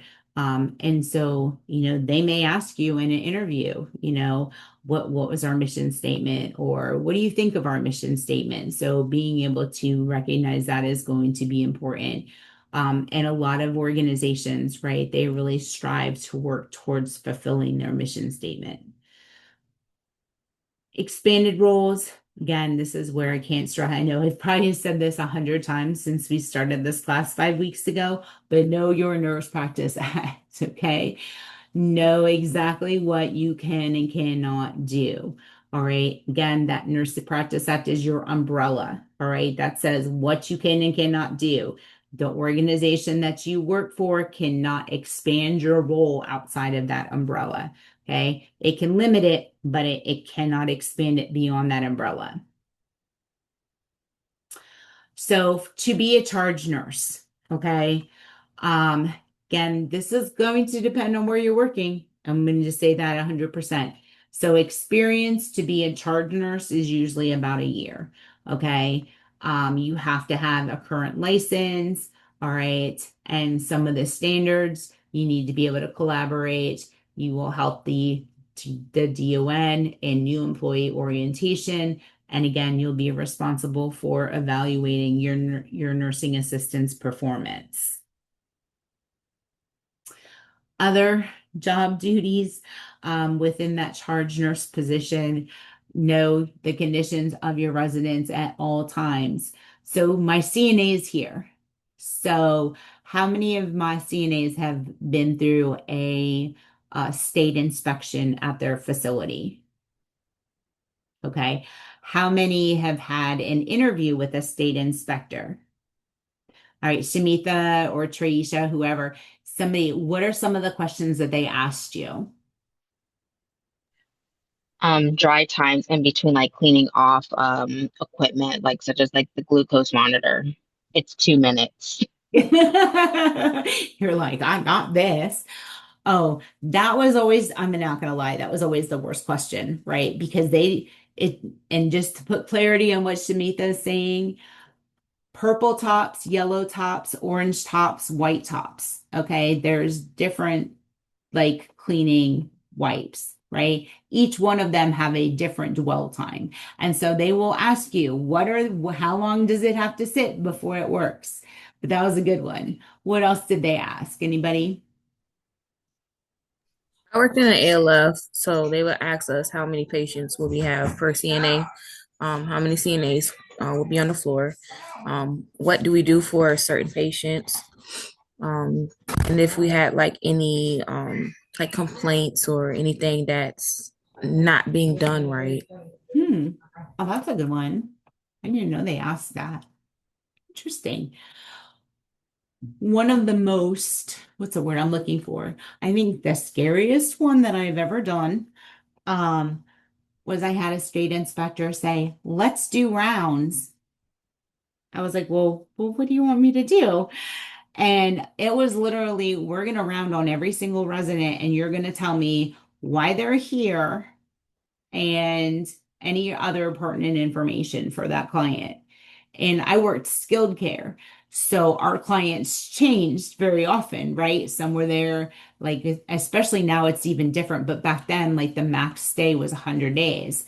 Sometimes a little bit longer depending on, what was going on with them, sometimes shorter. Now it's like 30 days is the average. But yes, let's do rounds. And I'm like, oh, stress. And this was back before EMR. So it wasn't like I could carry my computer and be like, okay, this is Mr. Jones. He's here for, rehab following a hip fracture where he had an open reduction, right?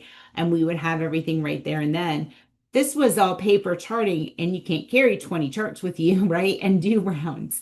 But yes, you need to know the conditions of all of your residents at all times. Again, you're going to assign tasks to nursing assistant team members, so you have to know their abilities and their skills. You're going to provide care within your scope of practice by policy, physician's orders. You're going to assist the physician with therapeutic as well as other procedures. Sometimes, like wound care is really good. So like when a wound doc comes in, if there's not and then this varies by facility, but like sometimes we like some of the facilities we didn't have a designated wound person, so it was always the charge nurse that would do rounds with the wound care or the wound physician, whether it was an MD or nurse practitioner. And so yes, we would have to assist with like debridements and other things. Recognize symptoms of pending adverse developments and report. So this goes back to knowing your resident's status. All right. Knowing what their trends are, right? What their normal blood pressure is, what their normal O2 stats are, what their normal glucose level is, their level of consciousness, so that you're able to pick up on those subtle changes that occur. Give medications, do treatments, making sure that you're documenting. All right, documentation standards are going to differ from facility to facility. Ensure appropriate and organized care, delegate to the appropriate individual, make sure that the environment is safe for residents as well as your team members, maintain privacy and maintain dignity. Okay, so little things, I was reading one of the reports from one of our state inspections before I left long-term care, and we got a tag because the nurse, when was doing rounds with the inspector, never knocked on a door. Literally would just walk into the resident's room. Never knocked, never introduced themselves, would just walk in and start talking to the resident, right? So maintaining dignity, right? Making sure that, when you're providing care, that at least the curtain is closed, the door is closed, right? That you're providing for, privacy and dignity. Other things that you need to know to be in charge, the org chart, right? Who do I go to when I need help, right? So really knowing what your facility organization is, who reports to you, who do you report to, and how to move up that chain of command. Skills checklists. So, you've heard a lot probably about skills checklists while you were in nursing school, okay?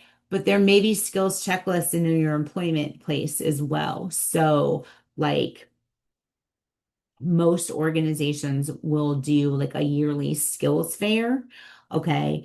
And this is just, making sure that you're up to date on how to do your skills, that you're doing your skills appropriately. You'll have to know the job descriptions of your team members. So your CNAs, you need to know, right, what their job responsibilities are, and then regulations. And there's a lot, and this is specific to long-term care. There's a lot of regulations. So inspections. So the Department of Health and Human Services, that is who we call state. All right, they're usually come in and do yearly inspections on the facility. They'll also come in and do complaint inspections. Obviously, you want to maintain HIPAA. CMS, or the Centers for Medicare and Medicaid Services, also have their own set of regulations. Joint Commission. Let's talk about Joint Commission. Joint Commission is an accrediting body. All right, they come in and they do inspections, usually yearly as well. I think it's yearly. I'm not 100% sure on that. However, not every facility is Joint Commission. So I told you a long time ago, I worked for a long-term care company. We had 7 long-term skilled facilities. We had like 2 assisted living, and we had 1 independent living. Okay. So I went to the 7 facilities. I went to the assisted livings as well, but anyway, beside the point. So with all that, we had all those facilities. Only one of our facilities was Joint Commission. Okay. So there is a fee for accreditation. Okay. It's like giving a gold standard. All right. And so it does open them up for additional, right, inspections. Okay. It's just a gold standard. They have their own set of rules and responsibilities, but it's not mandatory for a long-term care facility to have an accrediting body. Okay. Usually these are voluntary and it does incur a fee, right? There is a fee to be accredited. Your national patient safety goals. So if you've not looked at your national patient safety goals, look at those. They are, I think they're, I can't remember. I think they're updated yearly. Let's see. National. So you look at your national patient safety goals. This is going to be on your Joint Commission website. All right. And so every year they get together, they update the national patient safety goals, or your NPSGs. They are different. Okay. So there's going to be NPSGs for long-term care. There's going to be NPSGs for hospitals, for ambulatory care, right? So there's going to be, depending on where you work, there's going to be national patient safety goals. So it's always good to make sure that you're looking at those. And then other accreditations like Center of Excellence, designations, and things like that. So there is a lot of regulations, especially with long-term care. So I had an administrator break this down for us one day.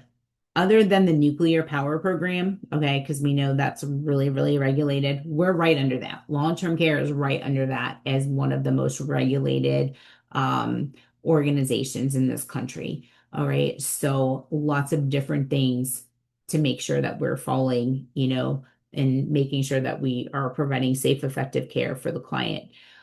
For state, with the state inspections, it's like the book is like this thick. It's a red book and it's like this thick.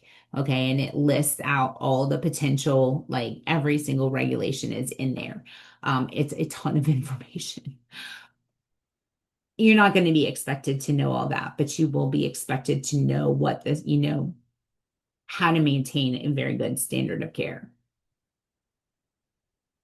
Other things you'll have to know about personnel policies, the employee policy manual, your timesheets, the payroll policies, how to take a day off, what your PTO plans look like, what communication and reporting is. So, if you have an impaired employee, all right, who do you report that to? In long-term care, if there's any abuse allegations, they usually will have like an abuse coordinator. It's usually your administrator, but it also could be the DON. Break rules, right? Do you get one 10-minute break and a 30-minute break, or do you get two 10-minute breaks and a 30-minute break, right? What are the break rules? What are the smoking policies? What's the personal device use policy? Proper uniforms. So I will tell you, be very mindful about using your personal devices at work. We notice that more and more people, more and more nurses are getting in trouble using their cell phones at work. So be very mindful about what the policy is. And then, all the other stuff, right? Routines for the shifts, reporting methods, procedure manuals, special procedures, nursing care plans, your cardiac systems, your care conferences, the transcription system, clinical references. So I will tell you the transcription system, this is usually something that's used by providers. They usually will dictate into either, over the phone or into a device, and it's transcribed somewhere else. Care conferences. So every 3 months, everybody should have what's called a care plan meeting. And if you may have to attend care plan meetings for the patients or your clients on your unit. In long-term care, most places, they will have a Pyxis, usually for like emergency medications, right? Backup medications. But generally speaking, most places are going to use that big old med cart that you have to push down the hallway. Others, your admit, your discharge, your transfer processes. One thing too, when you're admitting a patient, make sure you fill out their inventory, their personal inventory, right? Hearing aids, dentures, glasses, any electronic equipment, all of their clothes should have their name on them. What to do if a patient becomes seriously ill? What is the procedure when somebody passes away? Autopsy, forms and authorizations for procedures, visiting hours, notary service. I will tell you that really has never come up in my practice, knowing, but and then safety, side rails, bed chair alarms, restraints, oxygen, long-term care. We don't use side rails. They may have like the little 1/4 length side rails that they can use for positioning. But other than that, we don't use chair and bed alarms, don't use restraints. Oxygen, right? In the hospital, it's in the wall, makes it a little bit more easy. In long-term care, some facilities actually will have oxygen in the wall, others, rely on concentrators and things like that. Proper patient transport and transfer, back safety, body mechanics. The number one injury in nursing is, anybody know? What's the number one injury in nursing? Your back. Back. Falls.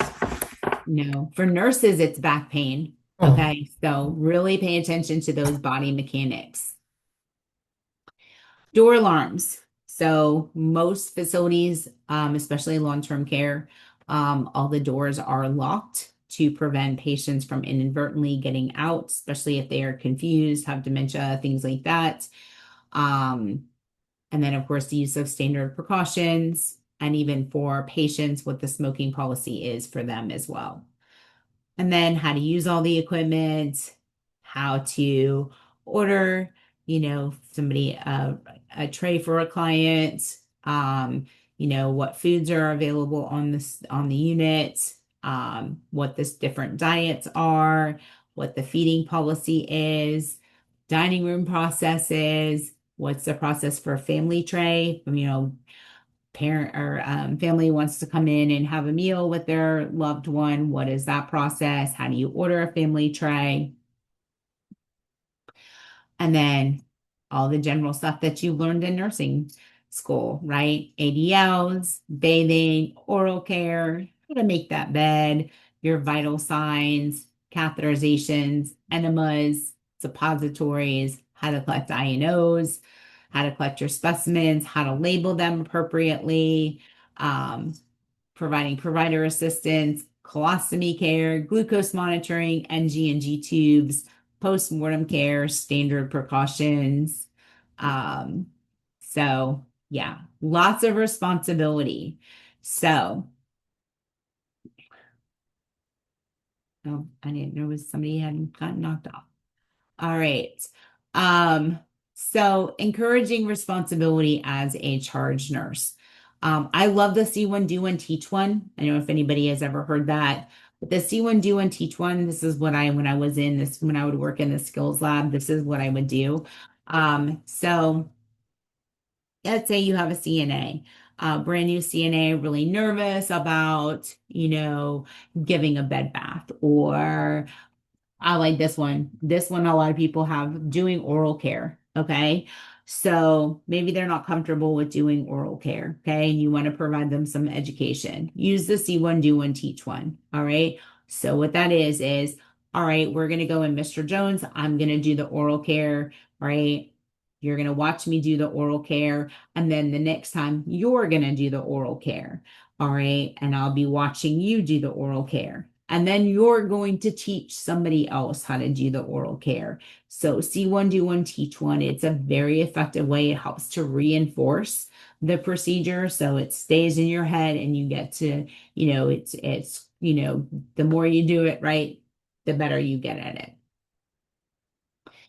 And then, always reinforce that they did a really good job, or if there's something else they need to improve upon, right? That is when you are going to provide that direction for them. So I didn't realize how late it was. So let's go ahead and take a break. Be back at 4:15.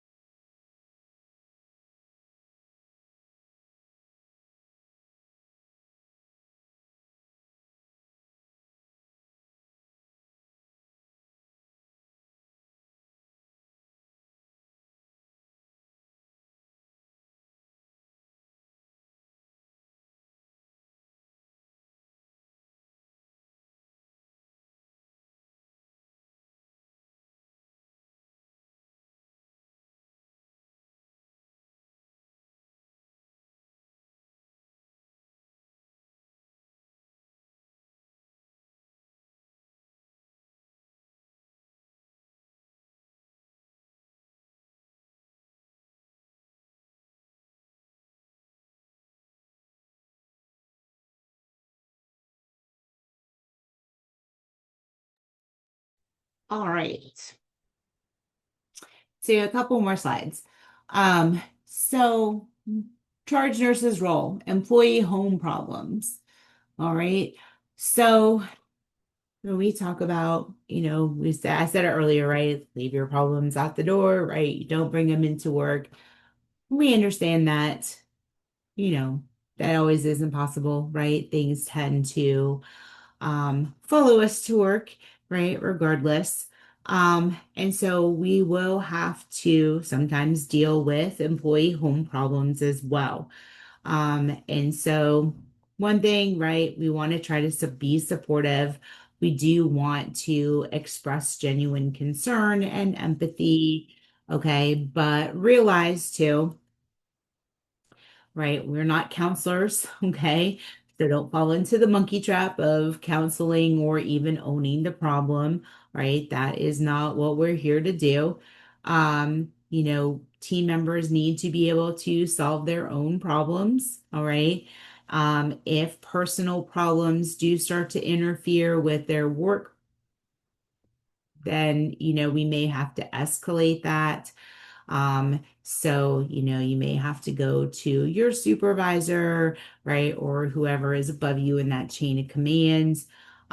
We can, of course, always assist in other resources. So there may be an employee assistance program, that is in, what's the word I'm looking for? That's offered where you're working.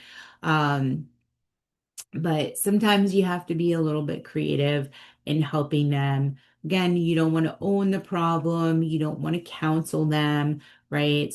You just want to be supportive and empathetic to what they're going on. If it is something that can't be resolved, again, you may have to escalate that. Some suggest other resources, and this can be difficult, can be difficult. Working with people and trying to, again, we're all nurses, right? So we want to try to help as much as possible. But again, we want to make sure that we're not owning that problem. And then dealing with families. So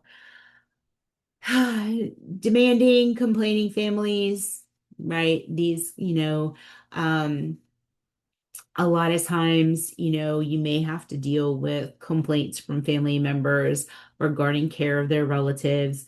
Probably one of the biggest complaints is related to physical care. They haven't had a bath in 3 weeks, and their clothes are a mess, or whatever it is, right? There's a variety of different things that can occur. And there's lots of different reasons why families get upset. Okay. Some of them can get very aggressive verbally, get angry. Some of them can be very critical. But again, we have to try to look at it through the family's eyes. Okay. If their loved ones are losing their abilities, they're getting older, they're not ready for them to decline. Um, and then when you add dementia on top of that, right, things like they don't remember their loved ones anymore. There could be lots of feelings of guilt, right, since, they can't stay home and take care of their loved ones. And so lashing out is just one of those like projection, that you may have to be a part of. A lot of times the anger isn't necessarily, and I'm not saying all the time, sometimes the anger really isn't directed at to the care itself, but because of feelings of guilt and other things. And so, some of the things, when we work with some of these patients, try to develop a very sincere relationship with the families. And this can be very difficult at times, but you want to try to do that as much as possible. Encourage them to vent their feelings. And I know sometimes it can be a little bit difficult, but allow their feelings to be expressed, right? Apologize if a mistake was made. And this is where a lot of people, they get defensive. They're like, you're like, I have 60 residents. I'm doing the best I can. I can't just, if a mistake was made, just apologize. Believe me, an apology will go a very long way. Um, be clear on expectations and how you're going to fix the situation, right? Whatever the situation is, right? Offer suggestions, offer a way, this is how we're going to fix it. And why are they yelling? Okay, try to figure out what it is they really, really need. Because again, sometimes it's something, they may be complaining about, their parent, their loved one hasn't gone to bath in 2 weeks, but you know that they have. But try to get to the underlying issue. Give them your time. And I know this is hard too, especially when you're really busy, but whether if you think you have time or not, you need to spend time with them, and you need to give them that time. Be present during good times when there's no complaints, right? So regardless, we're always going to strive, right, to take the best care of the residents that we can. And so, in good times and bad times, you want to spend time with them. Develop a rapport. I know, again, sometimes it may be a little bit harder, and some of these family members that are always complaining or excessively demanding, but you definitely want to still build a rapport for them because that's going to be more beneficial to you in the long run. Always provide education and information. Okay. So dementia, what's the disease process? What's happening? Whatever, regardless, whatever the expected condition is, the expected behavior, um, assess their understanding of the client's condition as well. So, in this way, that gives you an opportunity to go back and clarify information. Suggest support groups. There's support groups for Alzheimer's and dementias and other types and other diseases as well. A lot of times too, that'll help to give them a little bit more education. It also helps for them to talk about what's going on. And then always continued and, encourage continued involvement with the patient. You obviously don't want the families to stay away. You want them to continue to come see their family members, visit with their family members, because we don't want that isolation. And like I said, I know it can be very difficult. It can be difficult to deal with very demanding patients or very demanding family members. And sometimes it can even get overwhelming because sometimes it feels like it's a personal attack on you, and it's really not. There's usually some underlying, like I said, guilt is usually a big one. They don't want to have to put their loved one in a nursing home or a long-term care facility, but they don't have the means to care for them at home. And so that creates a nice tear, right? Um, you know, just like I said, it's a lot of guilt is what it is. And some just have some, really high expectations, right? Um, Not every resident's going to get a shower every single day, right? There's some of the expectations may be a little bit high, and we just really need to understand what, the expectations are. We had, one of the last nights that I had worked, we had a client come in. She, was trying to think of, she was like in her 90s, and started having some confusion, even some hallucinations. And they're like, they were in the hospital for 4 days. They didn't do this while they were in the hospital and like the whole 9 yards and stuff. And I was like, okay. And so the was trying to explain like the whole process, like for one, she's in her 90s, right? And it's a new environment for her. It's a change from what she's used to, right? And the family really didn't want to hear any of it. She's like, well, she was alert and oriented before she got here, and I was like, and right. And then, we've talked about, back in geriatrics, right? Talked about the difference between delirium and dementia, right? Delirium is it's a transition, or not transition, but it's not a permanent thing, right? It can change. And, they really just didn't want to listen to, anything that I had to say regarding it. And the daughter was like, I just want to take her home. And I was like, well, you have that option to take her home, right? Because she's here for therapy. You have the option to take her home if you can provide the therapy in your home. But so some families, they're not going to be open, to really listening to you. But, the best, like I said, knowledge is power. The more they know, okay, and making sure that they understand what you're saying is going to be really important. All right, so we got about a little less than 20 minutes. All right, so I started with 15 questions. All right, so I can always add more, and we may not get through all of them. We may get through all of them, and we need to get some more. But I'm going to share my screen. Okay, so I want you to know that the questions that I'm providing, these are on assigning and delegating. I think I just did delegation. And so these are going to be geared toward that. So you have an option. You can either put the answers in the chat, and I will wait until everybody has answered. So make sure that you're paying attention. Or you can say it out loud, however you want to work through the question. All right, so I'm going to share my screen.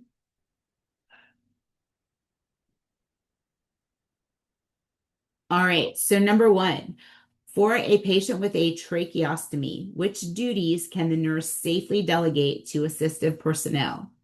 It is a select all that apply. So holding the trach tube when the nurse is changing the ties and the tube holder, instructing the patient on how to cough effectively to remove secretions, gathering tracheostomy sterile supply kits prior to the dressing change, checking the tracheostomy cuff pressure with a manometer, assisting the nurse in delivering oxygen before and during sterile suctioning, and auscultating the lungs before and after suctioning the trach tube. So, all right. So can the assistive personnel hold the trach tube when the nurse is changing the ties and tube holder? Can they hold the tube in place? All right. So I got some yeses. All right. Can they instruct the patient on how to cough effectively to remove secretions? No. Can they gather the tracheostomy sterile kit supply kits? Can they go get the equipment? Okay, got some yeses. Can they check the cuff pressure? Oh, why did I hit that? Sorry. Can they assist the nurse in delivering oxygen before and during sterile suctioning? Can they give oxygen? Can they help with oxygen? I got some yeses, some nos. All right. Can they auscultate the lungs before and after? So no, we can't auscultate. So right now we have 1 and 3. Does anybody anybody want to add any to that?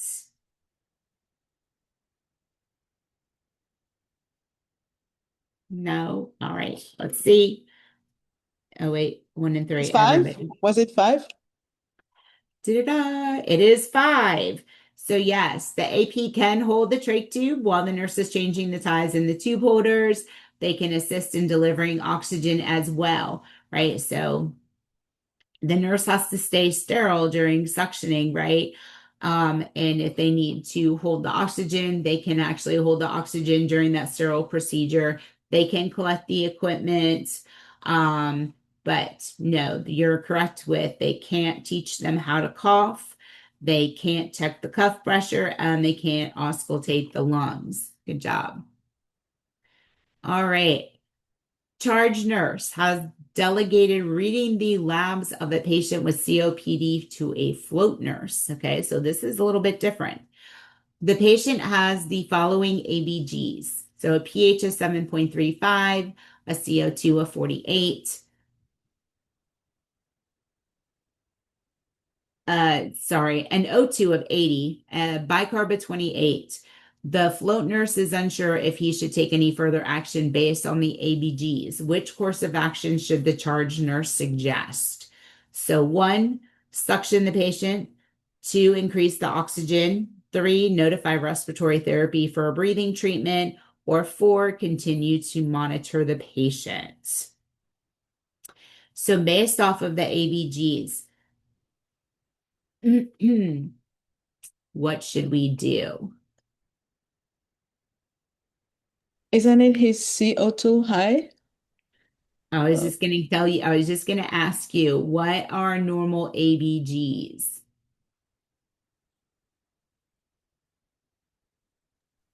7.35 to 7.45.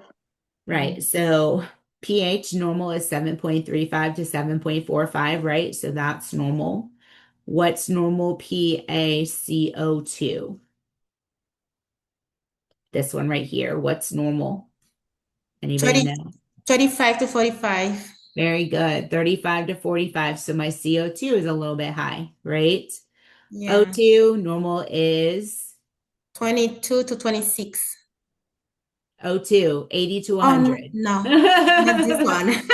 That's okay. I was I like, was what? sorry for the Oh my gosh, you scared me a HCO3. little bit. Okay, yes. And then you're correct. With bicarb, normal is 22 to 26. So here we have a slightly elevated CO2 and we have an elevated bicarb. So what should we suggest? Two.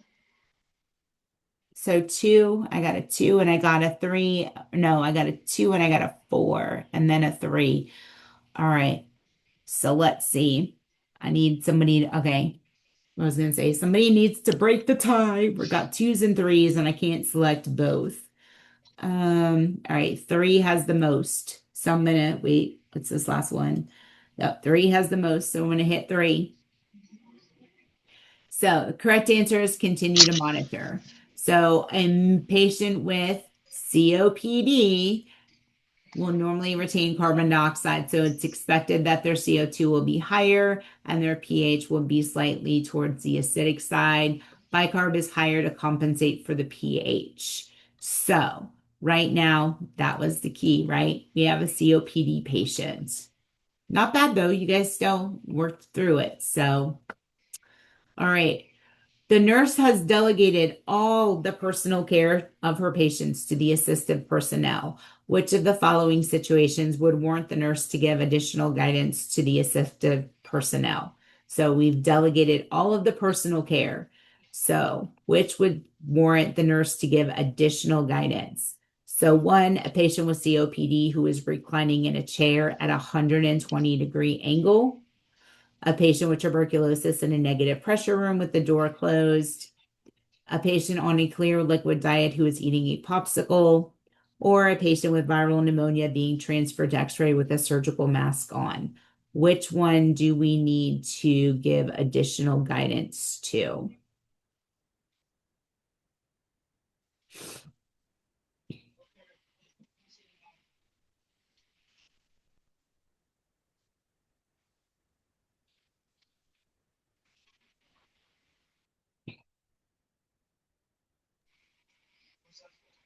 One. Okay. Let's see. Janika, what do you think?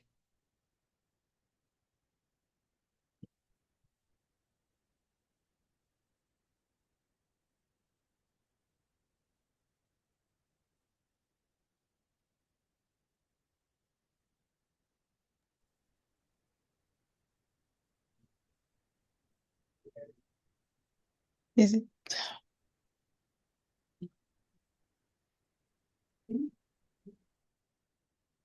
All right, we're going to go with one since that's the majority. Absolutely. So a COPD patient should be in a Fowler's position or leaning forward, right? To facilitate their breathing. Um, let's see. Patient with TB in a negative pressure room, that is appropriate. Patient clear liquid diet, eating a popsicle, that is appropriate.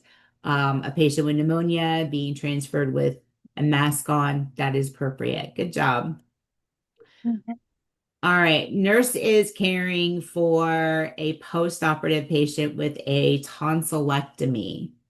Vital signs upon return to the unit were a temp of 37 degrees Celsius, pulse of 76, respirations 20, blood pressure of 134 over 72. O2 sats were 98 on 2 liters of oxygen and have remained stable for the past hour. Which post-op duty should not be delegated to the AP? So checking vital It, signs. every 30 minutes for 2 hours, positioning them in a semi-Fowler's, assess for oh my gosh, I can't even talk. Assess the patient for frequent swallowing or place an ice pack. So very good. Everybody caught that one real quick. Absolutely, right? Because we know they cannot assess. All right. The nurse and an AP are assigned to a patient on mechanical ventilation. Which action should the nurse delegate to the AP? So we have a patient that's on mechanical ventilation. What are we going to delegate? So one, assessing the need to suction the ET tube. Two, assisting the respiratory therapist with obtaining an ABG. Three, evaluating the response to medication. Or four, cleansing and reapplying a transparent dressing to a stage 1 pressure injury. You guys are awesome. Look at you. Absolutely. They can assist with the APGs. They cannot assess the need to suction. They can't evaluate the response to medication. And they cannot, well, they can't, they can't do the dressing change, right? Because the nurse should really assess that wound. All right, you guys are doing awesome. Look at you. All right, the nurse is caring for a post-op patient who underwent surgery for placement of a porcine valve. Which instruction should the nurse give to the AP regarding the post-op care of the patient?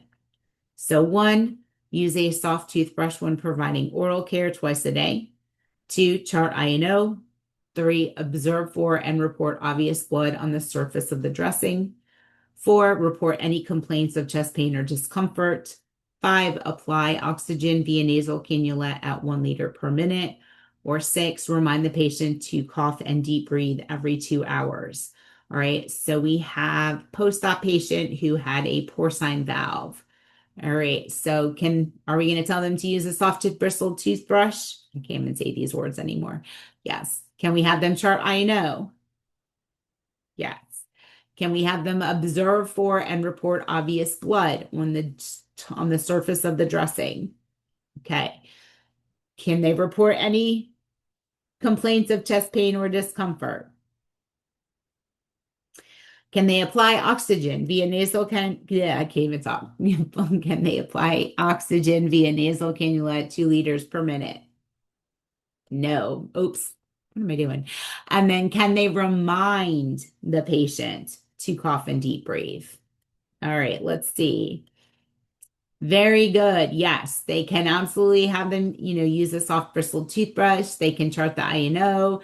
They can observe and report any obvious blood. They can report complaints of chest pain. And of course, they can remind. It says remind. It didn't say teach. It doesn't tell show, right? It just says, hey, don't forget to cough and deep breathe every 2 hours. That reminder is okay. Good job. All right, which instruction would the nurse give to the AP about caring for a patient who has altered mental status during the post-ictal phase of a grand mal seizure? Okay, so one, stay with the patient until he is alert and able to recall events. Two, assist the patient to a sideline position and encourage rest. Arouse the patient every 15 to 20 minutes and give sips of fluid, or observe, report, and document the return to baseline behavior. So what instruction could we give the AP with this one? All right, got a bunch of twos, 3, 2.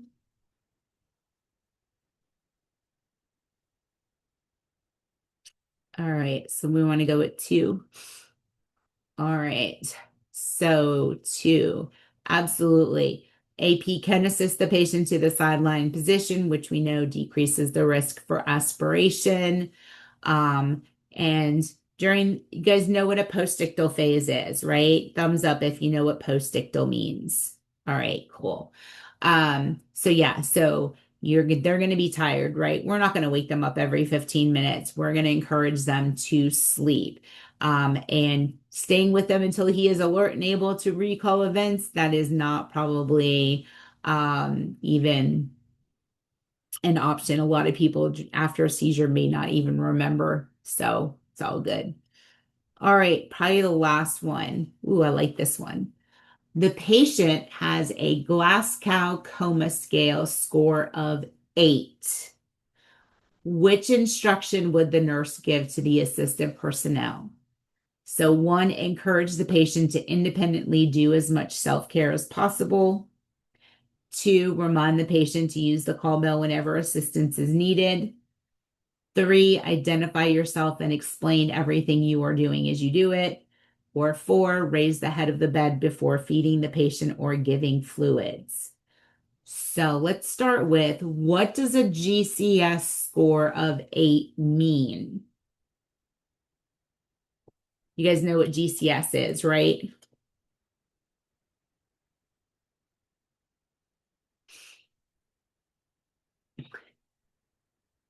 So what is a GCS of, what am I like tongue-tied all of a sudden? What GCS score of 8 mean? They in a coma? Very good. So they, with a GCS score of, the normal is 15, right? So normal would be 15, 9 to 12 is moderate. And then of course, 8 or less, they're probably in a coma. So oh my Lord, what would be the correct answer?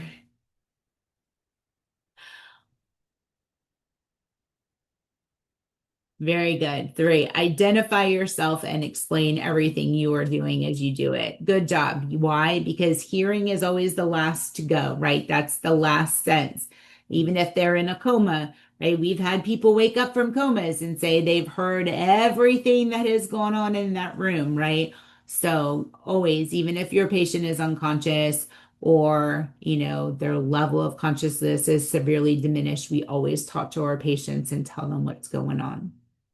All right, good job, guys. Any questions? Will we All be right. able to get that on our Elsevier too, or